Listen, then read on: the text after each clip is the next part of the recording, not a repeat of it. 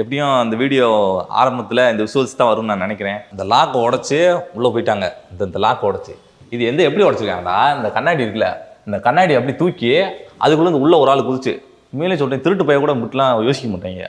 அப்படியே வாங்க உள்ளுக்குள்ள கம்ப்யூட்டர் எல்லாத்தையும் தூக்கிட்டாங்க. இங்கே 2 சிஸ்டர் இருந்துச்சு, எடிட்டிங் சிஸ்டம் இங்கே 2 இருந்துச்சு. தூக்கி துப்புரா இருக்குது. ஆஃபீஸே வந்து அப்படியே ரொம்ப க்ளீனாக இருக்குது.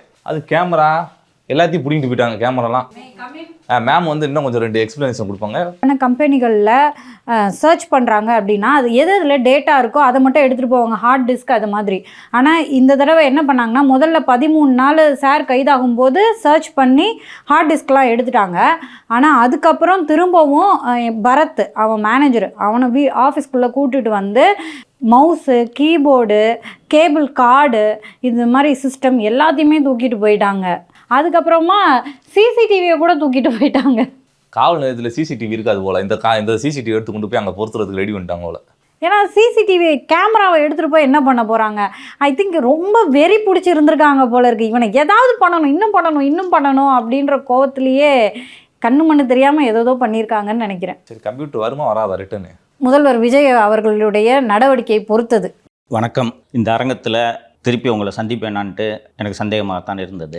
சரியாக 6 மாதங்கள் கழித்து இந்த அரங்கத்தில் படப்பிடிப்பு நடைபெறுகிறது. இந்த அரங்கத்தில் படப்பிடிப்பு இன்றைய கடைசி 21 டிசம்பர் அன்று தான் அங்கே பல்லாவரத்தில் நாங்கள் குடியிருந்த வீட்டை இடித்து கதவை உடைத்து நான் கைது செய்யப்பட்டேன். இந்த அலுவலகத்தில் சோதனை நடைபெற்றது. சோதனை நடைபெற்று பறிமுதல் எல்லாம் பண்ணாங்கன்றதெல்லாம் தெரியும். அதோடு நான் சிறைக்கு போயிட்டேன். அதுக்கப்புறம் இந்த ஆஃபீஸை சீல் வச்சிட்டாங்க. தேர்தல் காலம் என்பதால் இடைவிடாது படப்பிடிப்பை நடத்த வேண்டும், எப்படியாவது திமுகவை வீழ்த்த வேண்டும். இந்த ஒரு உறுதியான நோக்கத்தோடு பல்லாவரம் வீட்டிலே வச்சு ஷூட்டிங் நடத்தினோம். மக்களை முட்டாள்கள் என்று நினைத்து கொண்டு ஷூட்டிங் நடத்துறதை நிறுத்தணும்னா ஜனங்க திமுகவுக்கு ஓட்டு போட்டு அப்பாவை திருப்பி ஆட்சியில் உட்கார வச்சுருவாங்க என்ற நம்பிக்கையில் வீட்லேயும் வந்து தொந்தரவு. அப்புறம் நீதிமன்றம் பிறப்பித்த சில உத்தரவுகளின் காரணமாக எனக்கு ஒரு வினோதமான நிபந்தனை விதிக்கப்பட்டது. சக குற்றவாளிகளோடு பேசக்கூடாது அப்படின்னு. சக குற்றவாளிகளோடு பேசக்கூடாதுன்னா எல்லா கேஸையும் நான் தான் அக்யூஸ்டாக இருப்பேன். அப்போது ஷோவை வந்து மாலதி கூடையும் நிதிஷ் கூடையும் பிரசாத் கூடையும் தானே வச்சு நடத்துகிறீங்க, அவங்கள சக குற்றவாளி ஆக்கிடுறோம் அப்படின்னு புதிய வழக்குகள். மாலதி சக குற்றவாளி, நிதிஷ் சக குற்றவாளி, பிரசாத் சக குற்றவாளி. அதுக்கு பிறகு ஆஃபீஸில் மேனேஜராக இருந்தவரை கூப்பிட்டு உட்கார வச்சு பேசினா அவர் சக குற்றவாளி. நிகழ்ச்சியில் அமர்ந்தவர்கள் அத்தனை பேரும் சக குற்றவாளிகள்.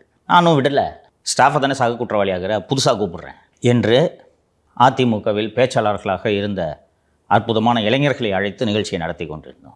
சரி, இவங்கள வச்சு நிகழ்ச்சி நடத்துறியா, உன்னை கைது செய்கிறோம், மீண்டும் கைது செய்கிறோம் என்று கொஞ்சம் கஷ்டம் இல்லைங்க. ஆனால் இவ்வளவு சிரமங்களுக்கெல்லாம் பிறகு ஒரு மகிழ்ச்சி, திமுக வீழ்த்தப்பட்டது.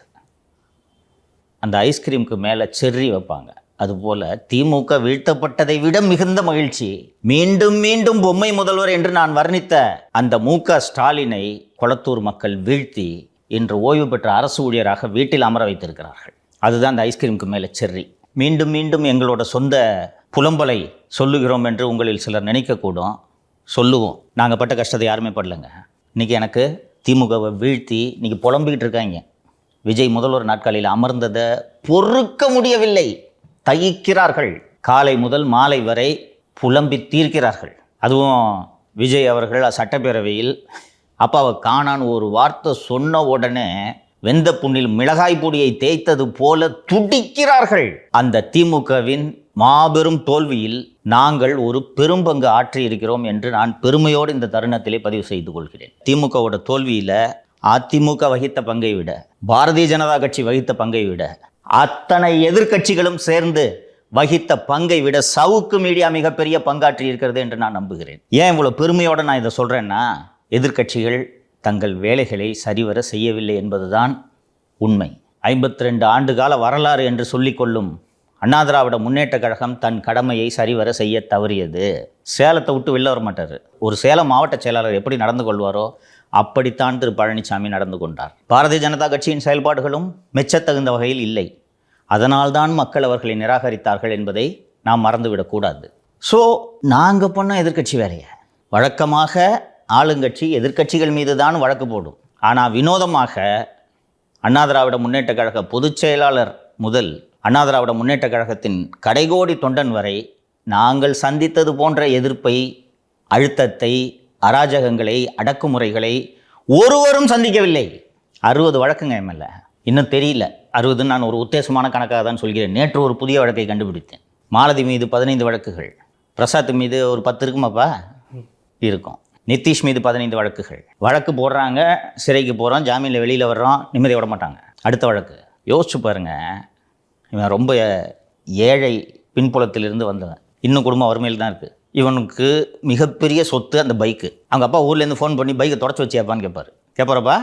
ஏன்னா இவங்களோட மிகப்பெரிய ப்ராப்பர்ட்டி. அந்த ஏழை நடுத்தர வர்க்கத்தினருக்கு அந்த ஒரு மோட்டர் சைக்கிள் கனவு தான். நானும் ஸ்கூட்டர் ஓட்டிகிட்டு தான் இருந்தேன் ஆரம்பத்தில். அந்த இருசக்கர வாகனம் அவ்வளோ ஒரு பெரிய சொத்து, ஆசையாக அதை பண்ணுவாங்க. அந்த பைக்கை தூக்கிட்டு போய் வச்சு 22 நாள். அண்ட் பலமுறை சொல்லியிருக்கிறேன், மீண்டும் சொல்லுவதில் தவறில்லை என்று நினைக்கிறேன். ஒரு எதிரி இருக்கான், அவனை பிடிக்கலன்னா பொய் வழக்கு போகிறது புரிந்து கொள்ள முடிகிறது. ஆளை வச்சு அடிப்பாங்க, கொலை செய்ய முயற்சி செய்வாங்க, அதை கூட புரிஞ்சுக்க முடியுது. எவனாவது வீட்டில் சாக்கடையும் மரத்தையும் எழுதி ஊற்றுவானாங்க?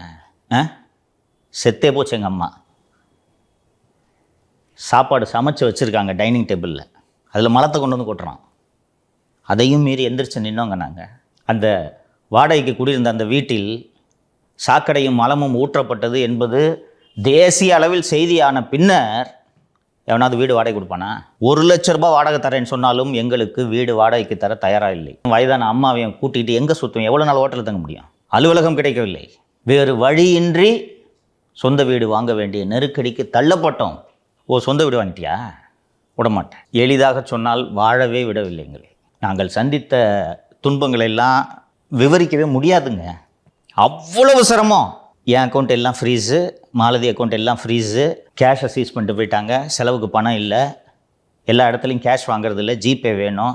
ஸோ என்னோடய உறவினர் தங்கச்சி பையன் பரத்துன்னு வீட்டில் இருக்கிறப்படி அந்த பரத் பேரில் என் ஃப்ரெண்டை வந்து ஒரு 1 லட்ச ரூபா பணம் போடுங்க அவன் அக்கௌண்ட்டில், ஜிபே யூஸ் பண்ண முடியலன்ட்டு அவன் ஃபோனை வாங்கி அவன் அக்கௌண்ட்டில் பணத்தை போட வச்சு ஃபோனை வாங்கிட்டு பண்ணால் சிம்மை டீஆக்டிவேட் பண்ணுறாங்க. சிம்மை டீஆக்டிவேட் பண்ணுறாங்கன்னா என்னன்றது நீங்கள் தெரிஞ்சுக்கணும். இந்த இணைய மோசடி குற்றங்களில் ஈடுபடுவார்கள் அல்லவா, இந்த வயசானவர்கள் இந்த டிஜிட்டல் அரெஸ்ட் அது இதெல்லாம் பண்ணி, அதில் ஈடுபடக்கூடிய செல்பேசி எண்களை ஒரு போர்ட்டல் இருக்குது. அந்த போர்ட்டலில் இந்த நம்பரை அனுப்பிச்சிட்டோன்னா சர்வீஸ் ப்ரொவைடர்ஸ் ஏர்டெல்லோ ஜியோவோ அந்த நம்பரை டீஆக்டிவேட் பண்ணுவாங்க. அந்த நம்பர் டீஆக்டிவேட்டட், என் number deactivated, Malathi number deactivated, Prasad number deactivated, Nitish deactivate.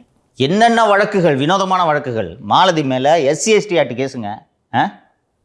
Dalit மக்களுக்கு எங்கே துன்பம் நேர்ந்தாலும் முதலில் இந்த மீடியா தான் குரல் கொடுக்கும். வேங்கவேலுக்கு நேராக சென்று வந்திருக்கிறேன், எங்கள் மேலே SC/ST ஆக்ட் கேஸ். ஆனால் இது எல்லாவற்றையும் மக்கள் பார்த்து கொண்டிருக்கிறார்கள். இதே அரங்கத்தில் இதே நாற்காலியில் நான் அமர்ந்து திமுக தோற்கிறதுன்னு எத்தனை வாட்டிப்பா சொல்லியிருக்கேன்? நான் எல்லா சொல்லியும் சொல்லியிருக்கீங்க. மீண்டும் மீண்டும் சொன்னேன், நான் மக்களை நம்பினேன். திமுக மீண்டும் ஆட்சிக்கு வருவது இயற்கைக்கு முரணானது என்று நான் நம்பினேன்.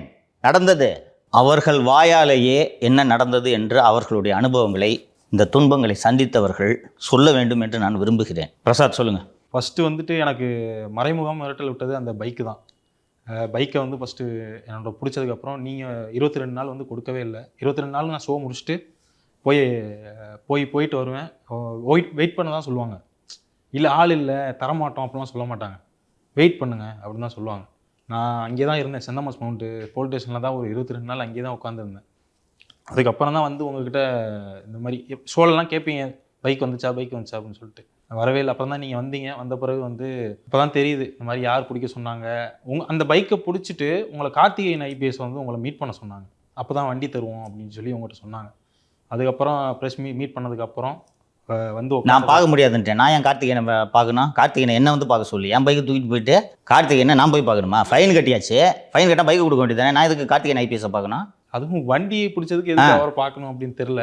அதுக்கப்புறம் வந்துட்டோம். வந்துட்டு வந்த உடனே ப்ரெஸ் மீட் முடிஞ்ச உடனே வண்டி எடுத்துகிட்டு போங்கன்னு கெஞ்சினாங்க. அம்மாவுக்கு கால் பண்ணி சொல்கிறது, அது எல்லாம் நம்ம சுற்றி இருக்க எல்லா நம்பருமே எடுத்து வண்டி எடுத்துகிட்டு போங்கன்னு அவங்க சொன்னதுக்கப்புறம் தான் நம்ம போய் வண்டி வாங்கிட்டு வந்தோம். அதுக்கப்புறம் வந்துட்டு எப்போ பார்த்தாலும் ஆஃபீஸ் முடிஞ்சுட்டு வெளியே போகும்போது 2 போலீஸ் வந்து வருவாங்க. நீங்கள் ஒரு டைம் வந்துட்டு கோர்ட்டில் வந்து நீங்கள் அரெஸ்ட் ஆகிருவீங்கன்னு நம்பினாங்க எல்லாருமே, போலீஸ்காரங்க. அப்புறம் வந்துட்டு எல்லோரும் நம்பும்போது எல்லாருமே வீட்டை ரவுண்ட் அப் பண்ணாங்க. நிதிஷ் இருந்தால் நான் இருந்தோம். வீட்டுக்கு வெளியே வந்து போலீஸ் நின்றுட்டு இருந்தாங்க. கரெக்டாக நீங்கள் அரெஸ்ட் ஆனீங்கன்னா எல்லாருமே அரெஸ்ட் பண்ணலாம் அப்படின்ற இதில் தான் இருந்தாங்க. நான் அதுக்கப்புறம் வந்துட்டு இங்கே இருக்க வேணாம் அப்படின்னு சொல்லிட்டு மெட்ரோவுக்கு போய்கிட்டு இருந்தேன். கரெக்டாக நான் வந்துட்டு அரும்பாக்கம் போகிற வரைக்குமே என்னை ஃபாலோ பண்ணிகிட்டே தான் இருந்தாங்க. நான் கரெக்டாக வந்துட்டு அவங்கள மிஸ் பண்ணிட்டு நான் வந்துட்டேன். அதுக்கப்புறம் டெய்லி ஷூட் முடிச்சுட்டு நான் வெளியே போகும்போது வந்துட்டு போலீஸ் வர்றது, அவங்க நம்மளை பார்க்கணும்னே இந்த மாதிரி ஒன்று இப்போ பின்னாடி பின்தொடரும் அப்படின்றதுக்காகவே வந்து சுற்றிட்டே இருப்பாங்க. திடீர்னு கிராஸ் ஆகி போவாங்க. இந்த மாதிரிலாம் பண்ணிகிட்டு இருந்தாங்க சார். முழுசாக போலீஸோட இதில் தான் இருந்தோம்னு நினைக்கிறேன். அதுக்கப்புறம் பரத் அரெஸ்ட் ஆகிறான். பரத்தை அரெஸ்ட் ஆன பிறகு வந்து எனக்கு சம்மன் கொடுத்தாங்க. சம்மன் அட்டன் பண்ணல. ஏன்னா நம்ம அரெஸ்ட்டுக்கு தான் அவங்க சம்மன் கொடுத்தாங்க அப்படின்னு தெரிஞ்சோன்னா நான் அப்ஸ்காண்ட் ஆகிட்டேன் சார். கிட்டத்தட்ட ஒரு 90 நாள் அப்ஸ்காண்டில் தான் இருந்தேன். அப்ஸ்காண்டிங்கில் என்னென்ன கஷ்டம்லாம் பட்டீங்க சொல்லுங்கள். காசு இருக்காது, நான் ஜெயிலுக்கு போயிட்டேன், செலவு காசு இருக்காது, சம்பளம் வரல, எப்படி சமாளிச்சிங்க? தங்க வச்சுருந்தவங்க வந்து செலவு பண்ணாங்க. அதுக்கப்புறம் வந்து திடீர்னு வந்துட்டு போலீஸ் வந்துட்டு யாரை பார்த்தாலுமே போலீஸ் மாதிரியே இருந்தாங்க. அதனால அவங்க வந்துட்டு அந்த ஒரு இடத்துல நின்று செக் பண்ணிக்கிட்டு இருப்பாங்க. சரி நம்ம பிடிக்கிறதுக்காக தான் நின்றுட்டு இருக்காங்க அப்படின்னு சொல்லிட்டு திடீர்னு கேரளாவுக்கு போயிடுவேன். கேரளாக்கெலாம் போயிட்டு ரூம்லாம் தங்கலை, நான் ரூம்லாம் எடுக்கல. சும்மா பீச்சில் வந்து நைட்டு தூங்குறது, அந்த புல்லாம் இருக்கும்ல சார், அதில் தூங்குறது. காலைல டாய்லெட்லாம் அது அங்கேயே பப்ளிக் இதெல்லாம் இருக்கும். ஒரு 3-4 நாள் கழிச்சு தான் குளிக்கிறது. அது எப்போயாவது தான் அலோவ் பண்ணுவாங்க அவங்க. அதுக்கப்புறம் அங்கேருந்து கோவாக்கு போனேன். சரி அங்கே யாருமே நமக்கு தெரியாது அப்படின்னு சொல்லிட்டு அங்கே ஒரு 10 நாள் சும்மா பீச்சில் தான் சும்மா படுத்திருப்பேன். சாப்பாடு ரொம்ப காஸ்ட்லியாக இருக்கும் அங்கே. என்ன பண்ணுறது தெரியாது. அங்கே ஃபேமஸாக பன்னுக்கு கீழே வந்து உருளைக்கிழங்கு மாதிரி ஒன்று வச்சு கொடுப்பாங்க. அதுதான் கிட்டத்தட்ட ஒரு 10 நாள் சாப்பிட்டேன்னு நினைக்கிறேன். அதுக்கப்புறம் திருப்பி நான் வந்தேன். ஃபோனே இல்லை. நான் என் கூட இருந்தவங்களை விட்டுட்டு வந்துட்டேன். அதுக்கப்புறம் என்கிட்ட ஃபோன் இல்லை. அம்மா இறந்தது கூட எனக்கு சத்தியமாக தெரியாது. அதுக்கப்புறம் தான் வேறு ஃபோன் வாங்கி சிம்மு ரொம்ப இதாக இருந்துச்சு சொல்லிட்டு காசு கையில் இருந்துச்சு செலவு பண்ணுறதுக்கு. அந்த எத்தனை நாள் இருக்க போகிறோம் அப்படின்னு எனக்கு தெரில. அதனாலேயே செலவு பண்ணாமலேயே அங்கேயே தான் இருந்தேன். அப்புறம் ஒரு ஒய்ஃபை எல்லாருமே ஃபோனை போய் கேட்டாவே ஒரு மாதிரி பார்க்குறாங்க. ஏதோ திருட வந்துட்டோம் அந்த மாதிரி பார்க்குறாங்க. ஒரு ஹாஸ்பிட்டல் கனெக்ட் பண்ணுங்க அப்படின்னு கேட்டால் கூட பண்ண மாட்டாங்க. இதுக்காண்டியே ஒரு 1000 ரூபாய்க்கு ரூம் எடுத்தேன் நான், ஒய்ஃபைக்காண்டி எடுத்து அங்கே போய் தங்கி அதுக்கப்புறம் தான் கான்டாக்ட் பண்ணும்போது தான் என்னடா இன்னும் சுற்றிக்கிட்டு இருக்க வாடா அப்படின்னீங்க. அவர் கமிஷனர் மாறினதுக்கப்புறம் இன்னும் என்னடா சுற்றிக்கிட்டு இருக்க அப்படின்னோடனே நான் வந்தேன். அதுக்கப்புறம் தான் சார் வந்தேன். அதுக்கப்புறம் வீட்டுக்கே நான் காலே பண்ணல. வீட்டுக்கு வந்த பிறகு தான் என்னை சுற்றி இருக்கவங்களுக்கும் அவங்களுக்கும் என்ன நடந்துச்சு அப்படின்னு எனக்கு தெரிஞ்சிச்சு. என்ன நடந்துச்சுன்னு கொஞ்சம் சொல்லுங்கள். நீங்கள் 90 நாள் வெளியில் இருந்தீங்க, வீட்டில் என்ன தொல்லை சந்திச்சாங்க அவங்க? வீட்டில் அம்மா, அக்கா, அக்காவோட பொண்ணு 3 பேர் இருக்காங்க. காலைல ஒரு வீடியோ காலம் ஒரு 4 மணி இருக்கும் சார். கிட்டத்தட்ட ஒரு 6லேருந்து 7 போலீஸ் வந்து வீடை வந்து தட்டியிருக்காங்க. உமன் போலீஸ்லாம் இல்லை. உள்ளே போயிட்டு எல்லாத்தையுமே செக் பண்ணுறாங்க. அம்மாவோட பேங்க் அக்கௌண்ட்டு, அக்காவோட பேங்க் அக்கௌண்ட்டு இதெல்லாம் செக் பண்ணுறாங்க. ஃப்ரிட்ஜுக்குள்ளெல்லாம் போய் செக் பண்ணுறாங்க. இதெல்லாம் பண்ணிகிட்டு இருந்தாங்களாம். அதுக்கப்புறம் வந்துட்டு அம்மா உள்ளே இருக்காங்க. அக்காவை மட்டும் தனியாக கூட்டிகிட்டு போய் ஆம்பளை போலீஸ் லேடிஸ் யாருமே இல்லை சார். பக்கத்து வீட்லேயும் ஆள் இல்லை. வெளியே போய் அதாவது எப்படி அதை அவங்க சொல்லும்போது எனக்கு தோணுச்சு, அங்கே கூட்டி போய் அவங்கள ஏதாவது பண்ணிடுவோம் அப்படின்னு சொல்லிட்டு அம்மாவை உட்கார வச்ச மாதிரி இருந்தது. அதுக்கப்புறம் அம்மா வந்துட்டு வயசு அம்மாவுக்கு 58 ஆயிடுச்சு. அவங்கள இடிக்கிற மாதிரி போகிறது. சின்ன குழந்தை, அது ஒரு 2ஆவது 3ஆவது படிக்குது. அது வந்து போய் நீ தூங்கு, அதுகிட்ட ஃபோட்டோ காட்டுறது, என்னோடய ஃபோட்டோ காட்டி உங்கள் மாமா எங்கே இன்னும் ஃபோட்டோவை காட்டி அதை மிரட்டுறது. இன்னுமே அது வந்துட்டு நைட்டில் திடீர்னு எந்திரிக்கும் சார் அந்த இன்சிடெண்ட்டுக்கு அப்புறம். அதுக்கப்புறம் வந்துட்டு அக்கா கிட்ட போய் உனக்கும் உன் தம்பிக்கு ஏன் இவ்வளவு டிஃப்ரென்ஸில் இப்போ நீங்கள் ஏன் அம்மா குழந்தை பெற்றுக்கிட்டாங்க அப்படின்னு கேட்குறாங்க. எதுக்குன்னா என் கூட பிறந்த ஒருத்தவங்க இறந்துட்டாங்க. அவங்கள எமோஷ்னலாக பேசி அவங்கள கஷ்டப்படுத்துறதுக்காண்டி அதெல்லாம் கேட்டிருக்காங்க. அதுக்கப்புறம் போலீஸ் போயிட்டாங்க போல். போனதுக்கப்புறம் வந்து 2 டிஎம்கேயில் இருக்கிற 2 ஒன்றியத்தில் நிர்வாகி அவங்க 2 பேருமே வீட்டை சுழற்சி முறையில் கண்காணிக்க சொல்கிறது. நான் வரேனா வரலையா, அவங்க யார்கிட்ட ஃபோன் வாங்குறாங்க அப்படிலாம் பார்க்க சொல்லியிருக்காங்க. அம்மா அந்த கார்பரேஷனில் தான் ஒர்க் பண்ணுறாங்க. சும்மா ஒரு 4500 சேலரியில் அதில் தான் வேலைக்கு போயிட்டுருக்காங்க. அவங்க போகும்போது வந்து பின்னாடி நிற்கிறது. ஒரு 8 நாளில் அவங்க அந்த டீ கடை அந்த ஏரியாவில் தான் சார் சுற்றிட்டு இருந்திருக்காங்க அந்த டீம்.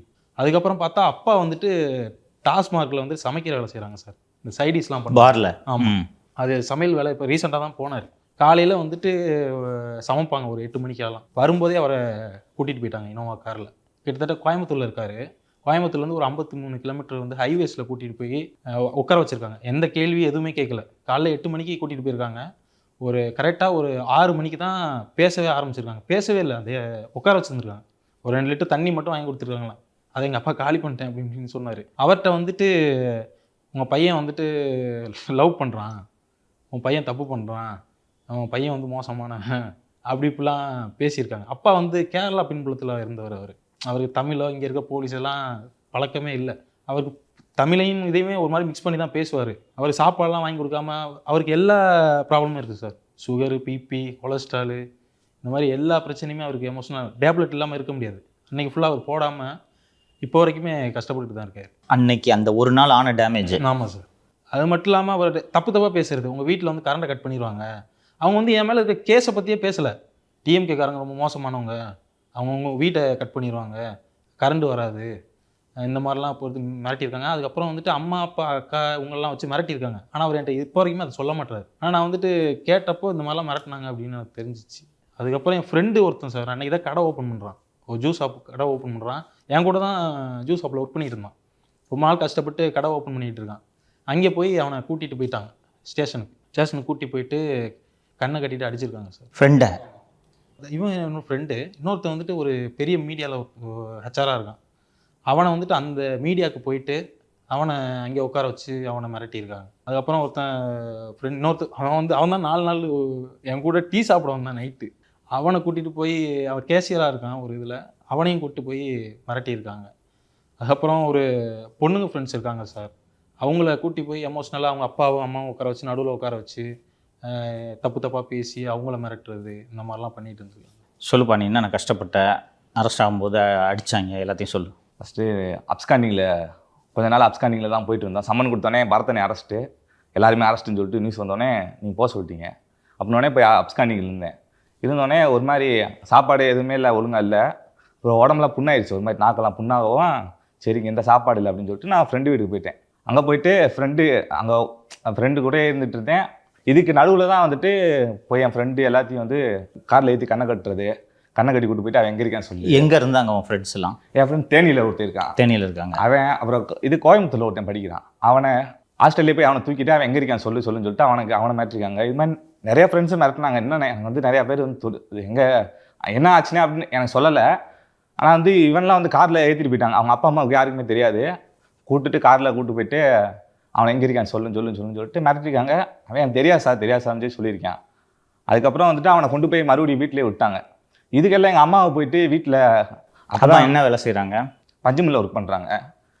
தூங்கிட்டு, அதாவது நைட்டு ஃபுல்லாக வேலைக்கு போயிட்டு காலைல தான் வந்து தூங்குவாங்க. போய் தூங்கினோடனே ஒரு டெய்லியும் 4 வாட்டி 5 வாட்டி போயிட்டு கதவை தட்டுறது. அம்மா எந்திரிங்கம்மா, திறங்கம்மான்னு சொல்லிட்டு எங்கள் அம்மா எந்திரிச்சு இன்னும் அப்படியே அதிர்ச்சியாக இருக்குது அப்படின்னு சொல்லிட்டு சொல்லுவாங்க. ஒரு நிமிஷம் தண்ணி ஊற்றுவாங்க.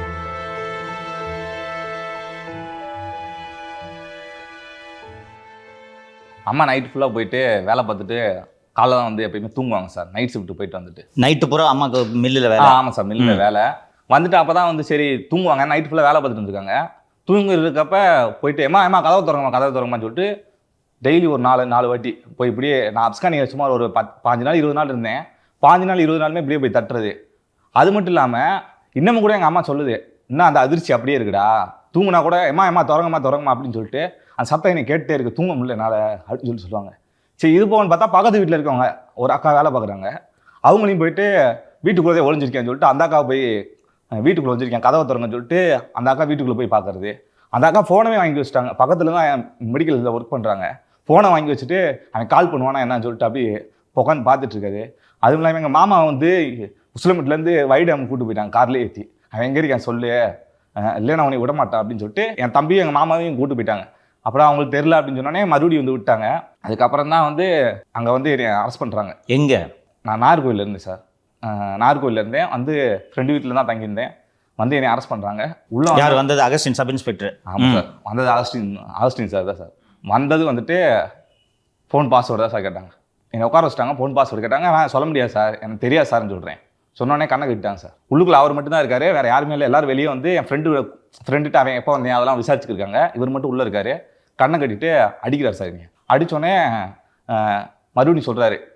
அதுக்கப்புறம் ஒருத்தர் வந்தது தான் சார் அதெல்லாம் சொல்லிடுவேன் சார், ஏன் சார் அடிக்கிறீங்க அப்படின்னு சொல்லிட்டு அவர் சொல்கிறாரு. சொன்னோடனே நான் பாஸ்வேர்டு சொல்லிட்டேன் அப்படியே நல்லவர் நினச்சி அவர் சொல்கிறாரு. நானே மறுபடியும் எனக்கு தெரியாது சார்னு சொல்கிறேன். சொன்னோடனே சரி வராது அப்படின்னு சொல்லிட்டு அப்படி கண்ணை கட்டியே இருக்காங்க சார். அகஸ்டின் சார் தான் சொல்கிறாரு, போயிட்டு காலோட சத்தம் அடங்குவேன் கரெக்டாக இருக்கான் அப்படின்னு சொல்லிட்டு சரி உன நடக்கிற மாதிரி ஒரு வீடியோ எடுத்துக்கலாம் அப்படின்னு சொல்லிட்டு படிக்கட்டில் சும்மா நடக்கிற மாதிரி வலிக்கு வந்துட்டேன்னு சொல்லிட்டு ஒரு வீடியோ எடுத்துக்கலாம்னு சொல்லிட்டு அவங்களோட பேசிக்கிருக்காங்க. பேசினோடனே இதில் உள்ளுக்குள்ளேயே வந்துட்டு அந்த எக்ஸசைஸ் பண்ணுவோம்ல சார், அந்த ஒரு மாதிரி ரவுண்டாக இருக்குல்ல பாரு, அது வந்து உள்ளே இருந்துச்சு.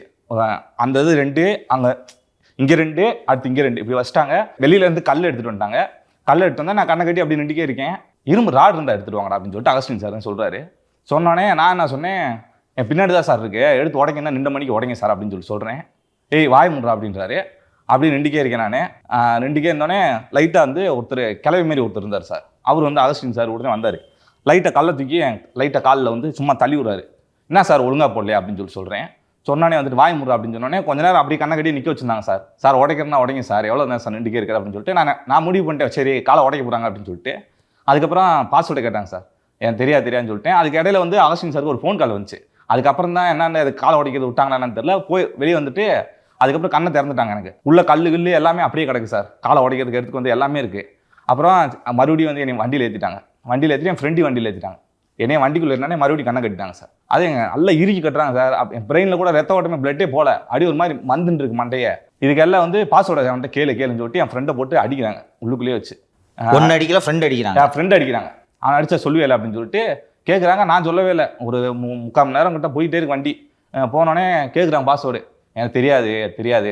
அவன் இது என் ஃப்ரெண்டு வந்துட்டு அழுகுறாரு. அழுகிற மாதிரி அவங்க சொல்கிறாங்கள, அழுகிற மாதிரி நிறைய அப்படின்னு சொன்னேன். டேய் சொல்கிறா, நீ விட்டுருவா, அவ்வளோதான்டா வாழ்க்கை எப்படி வச்சுரா. எங்கள் அம்மா ஏன்னா அவங்க ஃபேமிலியிலையும் வந்துட்டு 2 பேர், அவங்க தங்கச்சி ஒன்று இருக்காங்க. இவங்க 2 பேர் வேலைக்கு போனால் தான் அவங்க தங்கச்சியை படிக்க வைக்க முடியும், அவங்க குடும்பத்தை ரன் பண்ண முடியும். அப்படி இருக்கப்ப கூட்டு உனையும் ரிமாண்ட் பண்ணிடணும் அப்படின்னு சொல்லிட்டாங்க. சொன்னோடனே வந்துட்டு ஒரு மாதிரி பயந்துட்டு சொல்கிறா பாஸ்வேர்டு சொல்கிறான்னு சொன்னால் நான் அப்பையும் சரி சொல்லலை, எப்படி எனக்கு தெரியும் எதுவும் பண்ண மாட்டாங்க, இறக்கி விட்ருவாங்க நான் நினச்சேன். அப்புறமும் போயிட்டே இருந்துச்சு. ஒரு கட்டத்தில் சரி எதுக்கு தேவையில்லாத ஃபோனுக்குள்ளே எப்படி ஒன்றும் இல்லை, சரி சொல்லிடுவோம் அப்படின்னு சொல்லிட்டு நான் சொல்லிட்டேன். சொன்னதுக்கப்புறம் அவரை இறக்கி விட்டாங்க. இறக்கி விட்டு அப்படியே அவர் போயிட்டாரு. நான் வந்து மறுபடியும் அங்கே அப்படியே எங்கே கொண்டு வந்துட்டாங்க, சென்னைக்கு சைதாப்பேட்டை ஸ்டேஷனுக்கு. நைட்டு ஒரு 4 மணி இருக்கும், 4 மணி 5 மணி இருக்கும். இங்கே கொண்டு வந்து இங்கே கூட்டு வந்துட்டாங்க. கூட்டு வந்தோடனே ஜிபே பாஸ்வேர்டு எல்லாத்தையும் வாங்கினாங்க. வாங்கிட்டு உள்ள துறையில் வைக்குமா சார் இருக்காரு. என்ன நீ சாதியை கேட்டாங்க வெளியே போய் பேசுகிற, சாதி அப்படி தான் நான் கேட்பான், என்ன மேஜிஸ்ட்ரேட்டில் போய் சொல்லுவியா நீ, போய் சொல்கிறேன்னா சொல்கிறா அப்படின்னு சொல்லிட்டு சொன்னார் சார். சொன்னோடனே நான் சரி அப்படின்னு சொல்லிட்டு வந்துட்டேன் சார். வெளியே வந்தோடனே அப்போ அரெஸ்ட்டில் இருக்க நீ? ஆமாம் அரெஸ்ட்டில் இருக்கேன் சார். இதுக்கு நடுவில் வந்து வண்டியில் ஓரப்பே வந்துட்டு என் ஃபோனில் இருக்க என்னோடய பர்சனல் ஃபோட்டோஸ் எல்லாத்தையும் வந்து அகஸ்டின் சார் ஃபோனில் ஏற்றிக்கிறார் சார். ஃபோனில் ஏற்றிக்கிறாரு. அதுக்கப்புறம் என்னை கொண்டு போய் புள்ளலில் விட்டாங்க சார். அங்கே கஸ்டடியில் அடிக்கல, சைதாப்பேட்டை ஸ்டேஷனில் அடிக்கல? சைதாப்பேட்டை ஸ்டேஷனில் அடிக்கல சார். அப்புறம் நான் எனக்கு அவங்க ப்ரிசனில் போயிட்டாங்க. ப்ரிசனில் போனால் நான் எல்லா இடத்துலையும் நான் சொல்கிறேன் மேலே ஒரு சந்தோஷமாக இருக்குது அப்படின்னு சொல்லி நான் ஜாலியாக இருந்தேன் அப்படின்னு சொல்லி சொன்னேன். இருந்தாலும் கூட என் மனசை நான் நம்ப வைக்கணும்ல. இது வந்து இன்றைக்கி வந்து உண்மையிலே சார் என் பர்சனலாக நான் வந்து இன்னும் எவ்வளோ காலம் இருக்குது, இது மாதிரி ஒரு ஆச்சு இன்னொரு வரக்கூட வாய்ப்பு இருக்குது சார். நான் வந்து என்னை நம்பிக்கணும். இன்னொன்று வந்து எனக்கு அங்கே செட் ஆகிடுச்சுன்னு வைங்க. நான் ஹாஸ்டலில் தான் படித்தேன் ஃபுல்லாக. அதனால் வந்து எனக்கு அங்கே இருக்கப்ப அதுவும் ஹாஸ்டல் மாதிரி இருந்துச்சு. ஹாஸ்டல் மாதிரி இருந்துச்சு. அதனால் வந்து எனக்கு சரி பழகிக்குச்சு. டயத்துக்கு சோறு கிடைக்குது. டயத்துக்கு சோறு கிடைக்குது. வெளியில் மாதிரி வந்து எதுவும் நம்ம கல்ச்சர் வரல, புண்ணு வரல வாயில். அந்த சோறு ரொம்ப கேவலமாக தான் இருந்துச்சு. இருந்தாலும் பசிக்கு ஆடுற மாதிரி இருந்துச்சு. அப்படியே உள்ளே இருந்தால் உள்ளே இருக்கப்ப பாடி ஃபுல்லாக இன்ஃபெக்ஷன்லாம் ஆயிடுச்சு. இன்ஃபெக்ஷன் ஆயிடுச்சு உள்ள ப்ரிசனில். அதுக்கப்புறம் வெளியே வந்துட்டு சார். வெளியே வந்து அதுக்கப்புறம் நம்ம டெய்லியும் போய் சைன் போடுறது இதான் சார். சைன் போடும்போது எதுவும் ஹாரஸ் பண்ணாங்களா? இல்லை சார் அப்படிலாம் இல்லை. ஆனால் டெய்லி சைன் போட்டோன்னே அவன் சைன் போட்டானா என்ன இன்ஃபார்ம் பண்ணுங்கன்னு சொல்லிட்டு அம்மா இருந்தது கூட வந்து விடலை. அதெல்லாம் முடியாது, கோர்ட்டில் போய் பார்த்துக்க அப்படின்ட்டாங்க. கேட்டதுக்கு என்ன சொன்னாங்க? இது மாதிரி அம்மா இறந்துட்டாங்க. நீ வந்தல பெங்களூருக்கு? வந்தேன் சார். கேட்டதுக்கு என்ன சொன்னாங்க? இது மாதிரி இறந்துட்டாங்க நீ சொல்கிற, யார்கிட்ட சொன்னேன்? கையெழுத்து போடுறதுக்கு போகிற, சைதாப்பேட்டைக்கு போகிற, யார் இருந்தது? சேட்டா துரை ரவிக்குமாரா? அங்கே வந்து ஒரு கான்ஸ்டபிள் இருந்தாங்க சார். இது மாதிரி நான் இன்ஸ்பெக்டர் சார்கிட்ட சொல்லணும், இதே மேம்கிட்ட நீங்கள் கேளுங்க, எஸ்ஐ மேம்கிட்ட கேளுங்க, இன்ஃபார்ம் பண்ணுங்கன்னு சொல்லிட்டு எப்பயும் அந்த எஸ்ஐ மேம்கிட்ட தான் நான் எதுனாலும் கேட்பேன் வைப்பேன். எஸ்ஐ மேம்கிட்ட கேளுங்கன்னு சொன்னோன்னே சேட்டு சார்கிட்ட தான் கேட்கணும் அப்படின்னு சொல்லி சொன்னாங்க. சரி மேம் நீங்கள் அவர் கால் பண்ணி பேசுங்க என்னன்ட்டு, இது மாதிரி சார் உங்கள் அம்மா இறந்துட்டாங்க நான் போகணும் அப்படின்னு சொன்னதுக்கு, இப்படி லைனில் இருக்கேன் சார், நான் பக்கத்தில் தான் இருக்கேன், சரி பொறுங்க கூப்பிடுறேன்னு சொல்லிட்டு வச்சிட்டார் சார். போனேன் வச்சுட்டு யார்? சேட்டா துரை ரவிக்குமாரா? சேட்டு சார் தான் சார். அவர் யார் கால் பண்ணார்லாம் தெரில. சுமார் ஒரு 20 நிமிஷம் 1/2 மணி நேரம் கிட்ட இருக்குன்னு வைங்க. அப்படியே வச்சுட்டு அதுக்கப்புறம் மறுபடியும் நாங்கள் கால் பண்ணுறோம் சார், மறுபடியும் மேம் கால் பண்ணுங்கள் மேம், எவ்வளோ நேரம் தான் மேம் நிற்கிறேன், அங்கே போகிற லேட் ஆயிடும் மேம் அப்படின்னு சொல்லிட்டு மறுபடியும் கால் பண்ணோன்னே அதுக்கப்புறமே வந்து உங்களை அனுப்புறதுக்கு அது அனுமதி கொடுக்கல, எங்கள் ரைட்ஸ் இல்லை பார்த்தம்பி, நீ கோர்ட்டில் போய் வாங்கிக்கோங்க, எங்களுக்கு தெரியாது, நான் ஆப்ஷன் தான் போடுவேன்றார். எங்கள் அம்மா சாவுக்கு வர்றதுக்கு கோர்ட்டில் போய் நீ கோர்ட்டில் போய் பர்மிஷன் ஆகிட்டு வரணும் அப்படின்னா சார். அதுக்கப்புறம் நான் இவர்கிட்ட நம்ம அட்வொகேட் சார்கிட்ட கேட்டோன்னே நீ வாடா பார்த்துக்கலாம் அப்படின்னு சொன்னோன்னே நான் கிளம்பி வந்துட்டேன் சார். அந்த எஸ்ஐ அப்படி பேச இவர் புது ஆட்சி வந்தவுடனே எப்படி நடந்துச்சு? அது வந்தோடனே என்ன தம்பி உங்களுக்கு நீ விடிவு காலம் தான்டா பரவாயில்ல அப்படின்னு சொல்லி சொன்னாங்க. இன்னும் அவங்களுக்கு பதவிக்கு பஞ்சாயத்து வந்துடுறேன், இது வேணான்னு நினைக்கிறேன். அதுக்கப்புறம் எல்லாருமே வந்து ஒரு மரியாதையாக நல்லா தான் நடத்துனாங்க. அப்போ இருக்கப்போ தான் ஒரு மாதிரி வர்றப்பே வந்துட்டு ஒரு மாதிரி பேசவே மாட்டாங்க யாருமே. இப்போ போனால் நல்லா பேசுவாங்க, என்னடா தம்பி நல்லா இருக்கியா அப்படின்வாங்க. அம்மா தான் சார். அது வந்துட்டு எல்லாம் எனக்கு என்னன்னா இன்னொன்று என்னை அரெஸ்ட் பண்ணிட்டாங்க. நான் எங்கள் அம்மாட்ட கால் பண்ணி சொல்கிறேன், அம்மா இந்த மாதிரி என்னை அரெஸ்ட் பண்ணிட்டாங்கம்மா, நான் அவ்வளோதான் எனக்கு ஜெயிலில் போட போகிறாங்கன்னு சொல்லிட்டு எங்கள் அம்மா கேட்டது என்ன கேஸு அப்படின்னாங்க. அம்மா இந்த மாதிரி 94,000 மாற்றி விட்டாங்களம்மா, அந்த கேஸ் தான்மான்றேன். வேறு எந்த கேஸும் இல்லைல்ல, சும்மா வேறு ஏதாவது கேஸ் வாங்கி போறியா அப்படின்னுச்சு. இல்லைம்மா உனக்கு கூட நான் கால் பண்ணி சொன்னேன் இல்லைம்மா அப்படின்னு சொன்னேன். சரி விட்றா அவங்கள பார்த்துக்கலாம், நீ போயிட்டு வாப்பா தைரியமாரு அப்படின்னு சொல்லிட்டு சொன்னாங்க. அப்போ நமக்கு சந்தோஷமா இருந்துச்சு, பரவாயில்ல அம்மா நம்ம கூட இருக்காங்க அப்படின்னு சொல்லிட்டு. என்ன போய் தூங்க விடாமல் போய் பண்ணதே ரொம்ப ஒரு மாதிரி கஷ்டமாக இருந்துச்சு. நீங்கள் சொல்லுங்கள் மாலதி. இது சார் நிதிஷுக்கு பக்கத்து வீட்டில் வந்து எப்பவுமே க்ளோஸ்லேயே இருக்குதான்.